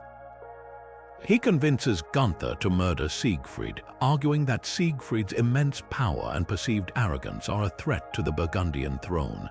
Hagen, feigning friendship, learns of Siegfried's vulnerable spot on his back from Kriemhild, who, in her naive love, tries to protect her husband by identifying his sole weakness. During a hunting trip orchestrated for this very purpose, Hagen treacherously spears Siegfried through the unprotected spot while Siegfried bends to drink from a spring, a cowardly betrayal that directly contrasts with his heroic character. Siegfried's death is agonizing, a stark and brutal end to a life of glory, emphasizing the vulnerability of even the strongest hero to treachery. Siegfried's death, however, is not the end of the Nibelungenlied. It is only the beginning of a relentless cycle of vengeance. Kriemhild, transformed by grief and an insatiable desire for retribution, becomes the driving force of the latter half of the epic. She schemes tirelessly, eventually marrying Etzel Attila the Hun, and using his immense power to lure her Burgundian brothers and Hagen to Etzel's court, where she orchestrates a horrific bloodbath, leading to the complete annihilation of the Burgundian kingdom. In the end, Kriemhild herself is killed, a final act in a devastating chain of destruction, demonstrating the profound and corrosive nature of unchecked revenge. This stark contrast with the Norse version, where Brynhild's vengeance ends with her own death and Sigurd's, underscores a key difference. The Nibelungenlied places Kriemhild's prolonged and brutal revenge at its core, exploring how unchecked grief and betrayal can lead to the fall of an entire kingdom, making the Nibelung treasure truly a cursed object that brings ruin to all who touch it. The historical context of the Nibelungenlied is particularly rich, reflecting the tumultuous Germanic migration period of the 5th and 6th centuries CE. The epic likely preserves fragmented memories of real events, particularly the destruction of the historical Burgundian kingdom by the Huns in 436 CE. The figures of Gunther Gundahar, king of the Burgundians, and Etzel Attila the Hun are historically attested, providing a tangible link between the legendary narrative and documented events of the era. The Nibelungenlied beautifully intertwines these historical echoes with deeper mythological elements, transforming real-life conflicts and tribal migrations into a grand heroic saga. It encapsulates Germanic values of feudal loyalty, honor, and the importance of vengeance, while also hinting at the impact of devastating external forces like the Hunnic invasions. Archaeological finds further deepen the intrigue. The myth of the Nibelung treasure has spurred centuries of speculation and even treasure hunts. While no definite hoard matching the Nibelung gold has been discovered, various large hoards of Germanic or Roman gold coins and artifacts found in riverbeds or buried sites across Europe could be seen as faint echoes of the legendary treasure, fueling the myth's enduring power. Imagine the thrill of discovering such a hoard, speculating whether it could be a piece of the Nibelung gold, bridging the gap between legend and tangible history. Visualizing the imposing stone walls of medieval castles in the Rhine region, the supposed setting of some of the Burgundian court, or examining intricate Germanic artifacts from the migration period, ornate brooches, fearsome swords, and ceremonial drinking horns helps bring the world of Siegfried and the Nibelungs to life. And of course, the monumental influence of Richard Wagner's Ring Cycle on modern interpretations of the Nibelungenlied cannot be overstated. Witnessing scenes from Wagnerian opera with its soaring music and dramatic staging provides a visceral experience of this epic, reinforcing the enduring power of the myth to inspire grand artistic visions and its continued relevance in the cultural imagination.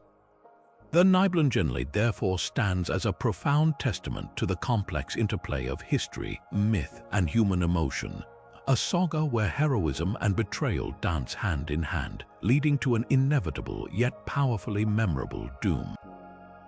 Returning to the cunning hero who slew the Minotaur, Theseus, we now delve deeper into the historical context of his legend, particularly focusing on the Athens of his era, the Late Bronze Age. While the fantastical elements of the Minotaur and the labyrinth capture our imagination, the myth of Theseus is profoundly intertwined with the political and cultural development of Athens itself, offering a fascinating glimpse into how a legend can serve as a powerful tool for civic identity and historical self-fashioning. His story, more than just a thrilling adventure, becomes a foundational narrative for the Athenian state, explaining its origins and legitimizing its later dominance in the Greek world. The Late Bronze Age, roughly 1600 to 1100 BCE, was a period of immense change and dynamic power shifts in the Aegean.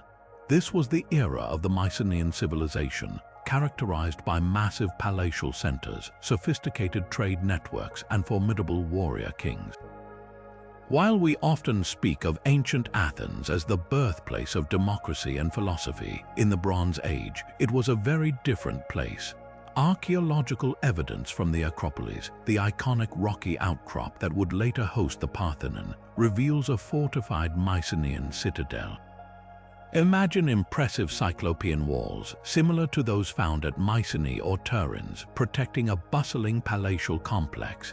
These walls, constructed from massive, unworked stones, were so imposing that later Greeks believed giants must have built them. Below the Acropolis, extensive Mycenaean settlements flourished, complete with tombs, workshops, and evidence of a thriving community. Excavations have unearthed pottery, tools, and remnants of buildings that paint a picture of a powerful, organized center, a major player in the Mycenaean world, contradicting the later Athenian narrative of a relatively simple agrarian past. One of the most compelling historical interpretations of the Theseus myth revolves around the concept of synoikism, the process by which several smaller settlements or villages merge to form a single, larger city-state. The myth of Theseus powerfully symbolizes the synoikism of Attica, the region surrounding Athens. Before Theseus, Attica was supposedly a fragmented land, composed of numerous independent demes or communities, each with its own local ruler and customs. Theseus is credited with politically unifying these disparate Attic communities under the central authority of Athens, effectively transforming a collection of villages into a cohesive polis or city-state. He dismantled local governments, centralized administration in Athens, and established the Panathenaic festival, a grand religious and athletic celebration dedicated to Athena as a unifying event for all Attic citizens. This act of unification was monumental, laying the groundwork for Athens' future political and military power. The myth thus creates a powerful origin story for Athenian unity, attributing it to a single heroic figure rather than a gradual, complex historical process. Later Athenians consciously used Theseus's myth to legitimize their political and cultural dominance, particularly during the classical period, 5th and 4th centuries BC, when Athens rose to become the leading power in Greece. As Athens transitioned from a monarchy to a democracy, Theseus was recast not merely as a king but as a benevolent founder who laid the groundwork for democratic principles. He was portrayed as a liberator who freed the Athenians from Cretan oppression, a symbol of their independence and resilience. His actions, such as unifying Attica and even supposedly introducing the concept of popular assembly, were emphasized to provide a heroic, quasi-divine precedent for the democratic institutions that defined 5th century Athens. The myth also served to elevate Athens' status among other Greek city-states, asserting its ancient lineage and its foundational role in Greek civilization, particularly in contrast to its rival aristocratic Sparta. The reverence for Theseus in Athens was not merely symbolic, it was tangible. The Athenians constructed a temple dedicated to him, known as the Thessaion, though it is more properly identified today as the Temple of Hephaestus, located near the Athenian Agora. While not the actual Thessaion, it demonstrates the Athenians' commitment to monumental architecture in honor of their heroes and gods. The actual Thessaion was a sanctuary complex that housed the supposed bones of Theseus, which the Athenian statesman Cimon dramatically brought back to Athens from the island of Skyros in the 5th century BC. This symbolic return of the hero's remains was a powerful political act, asserting Athens' rightful claim to Theseus as its patron hero and further solidifying his cult. His cult was an integral part of Athenian religious and civic life, with festivals and sacrifices regularly performed in his honor.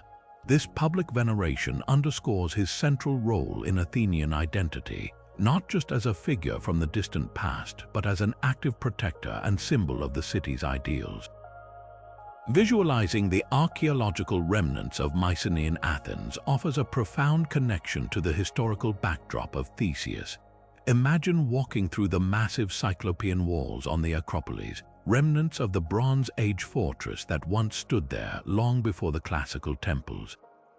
Explore maps of ancient Attica, observing how various small settlements merge into the larger Athenian territory, providing a visual representation of the synoikism that Theseus supposedly orchestrated. Study Mycenaean artifacts, elaborately decorated pottery, intricate gold jewelry, or bronze weaponry unearthed from Athenian soil, which paint a picture of the vibrant culture that existed when Theseus's legends were first forming. Looking at later Athenian art, such as red figure pottery depicting Theseus's exploits, particularly his battle with the Minotaur, reveals how the Athenians chose to portray their hero, emphasizing his strength, cunning, and the eventual triumph of Athens over foreign oppression. The continuous reinterpretation and celebration of Theseus throughout Athenian history, even as their political and social structures evolved, underscores the enduring power of his myth to shape a city's identity and its understanding of its own origins. Returning to the court of Camelot and the legendary King Arthur, we now explore perhaps the most profound and spiritually charged aspect of his saga, the elusive quest for the Holy Grail. This isn't just another adventure for Arthur's knights. It is the ultimate spiritual pilgrimage, a journey that transcends mere physical bravery and delves deep into the realms of Christian mysticism, moral purity, and divine grace. The Grail quest takes the Arthurian narrative from tales of chivalric romance and secular heroism to a much higher, more sacred plane, blending ancient Celtic traditions with the burgeoning religious fervor of the Middle Ages. The Holy Grail itself is shrouded in mystery, often depicted as a chalice or cup said to have been used by Jesus at the Last Supper and later to have caught his blood during the crucifixion. However, its exact nature and appearance vary wildly across different medieval texts, reflecting its symbolic rather than literal significance. Its power is immense. It can sustain life, provide spiritual sustenance, heal the sick, and reveal divine truths. The quest for this sacred relic marks a turning point in the Arthurian legends, signifying a shift from worldly pursuits of honor, glory, and earthly love to a spiritual journey for ultimate truth and purification. While many knights embarked on the quest, only the purest of heart were destined to find it. Among the many knights who undertook this perilous spiritual journey, three figures stand out: Sir Galahad, Sir Percival, and Sir Lancelot. Sir Galahad, the illegitimate son of Lancelot, is consistently portrayed as the epitome of purity and spiritual perfection. He is the chosen knight destined from birth for the Grail. His virtue is unblemished, his faith unwavering, and he alone is able to sit in the Siege Perilous, a seat at the Round Table reserved for the one knight destined to achieve the Grail. Galahad's success in the quest is attributed directly to his moral stainlessness, highlighting the medieval Christian ideal that only absolute purity could approach the divine. His journey is less about physical combat and more about spiritual enlightenment and selfless devotion. Sir Percival, another prominent Grail knight, represents a different path to spiritual realization. He often begins his journey as an innocent, a naive young man raised in isolation who is unfamiliar with the ways of the world or the court. His purity is one of ignorance rather than conscious virtue. Through his trials and errors, his moments of doubt and eventual repentance, he gradually learns the spiritual lessons necessary to approach the Grail. Percival's story is one of growth, demonstrating that spiritual understanding can be attained through experience, humility, and persistence, even for those who stumble along the way. His narrative makes the Grail accessible to a wider audience, suggesting that redemption and divine connection are possible through earnest effort and moral development. In stark contrast to Galahad and Percival stands Sir Lancelot, Arthur's greatest knight and arguably the most tragic figure in the Grail quest. Despite his unmatched prowess in battle and his noble character, Lancelot is ultimately denied achievement of the Grail due to his adulterous affair with Queen Guinevere. This forbidden love, while a central theme in earlier Arthurian romances, becomes the fatal flaw that prevents him from achieving the ultimate spiritual prize. Lancelot's repeated failures to grasp the Grail, even when he comes tantalizingly close, serve as a powerful moral lesson in medieval literature that earthly sin, particularly a breach of marital vows and loyalty to his king, acts as an insurmountable barrier to divine grace. His story underscores the strict moral code of the Christianized Arthurian legends, emphasizing that worldly prestige and physical strength are secondary to spiritual purity in the eyes of God. His tragic exclusion highlights the profound cost of sin and its capacity to corrupt even the noblest of souls. The Grail quest represents a fascinating convergence of Christian mysticism and much older Celtic folklore, particularly the rich tradition of magical cauldrons. In pre-Christian Celtic mythology, cauldrons of plenty were common motifs, often associated with abundance, regeneration, wisdom, and even resurrection. These cauldrons, usually owned by gods or mystical beings, possessed magical properties. They could feed an army, provide endless drink, or restore the dead to life. As Christianity spread across Britain, these ancient pagan symbols were often reinterpreted and absorbed into the new religious framework. The Grail, therefore, can be seen as a Christianized version of these pagan cauldrons, transforming a source of worldly abundance into a vessel of divine grace and spiritual sustenance.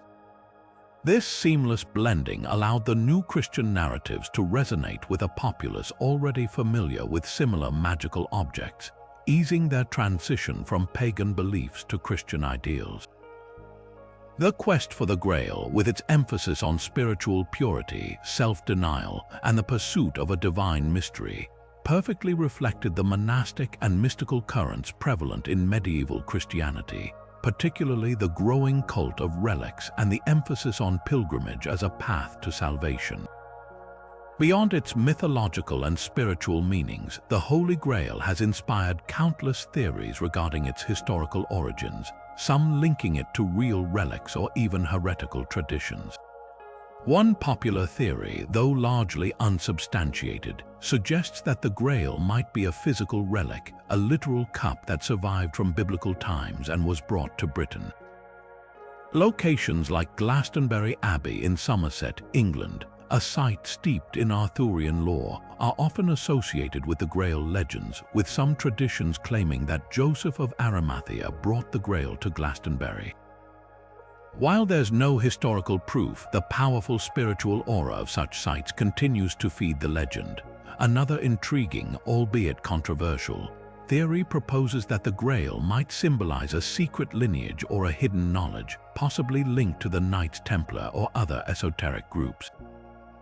These theories, often explored in popular culture, suggest that the Grail is not a physical object but a symbolic representation of a profound secret or a suppressed spiritual truth. While lacking concrete historical evidence, these speculative interpretations highlight the Grail's enduring power as a symbol of hidden mysteries and profound spiritual significance. Visualizing the imagery of the Grail truly brings its profound impact to life.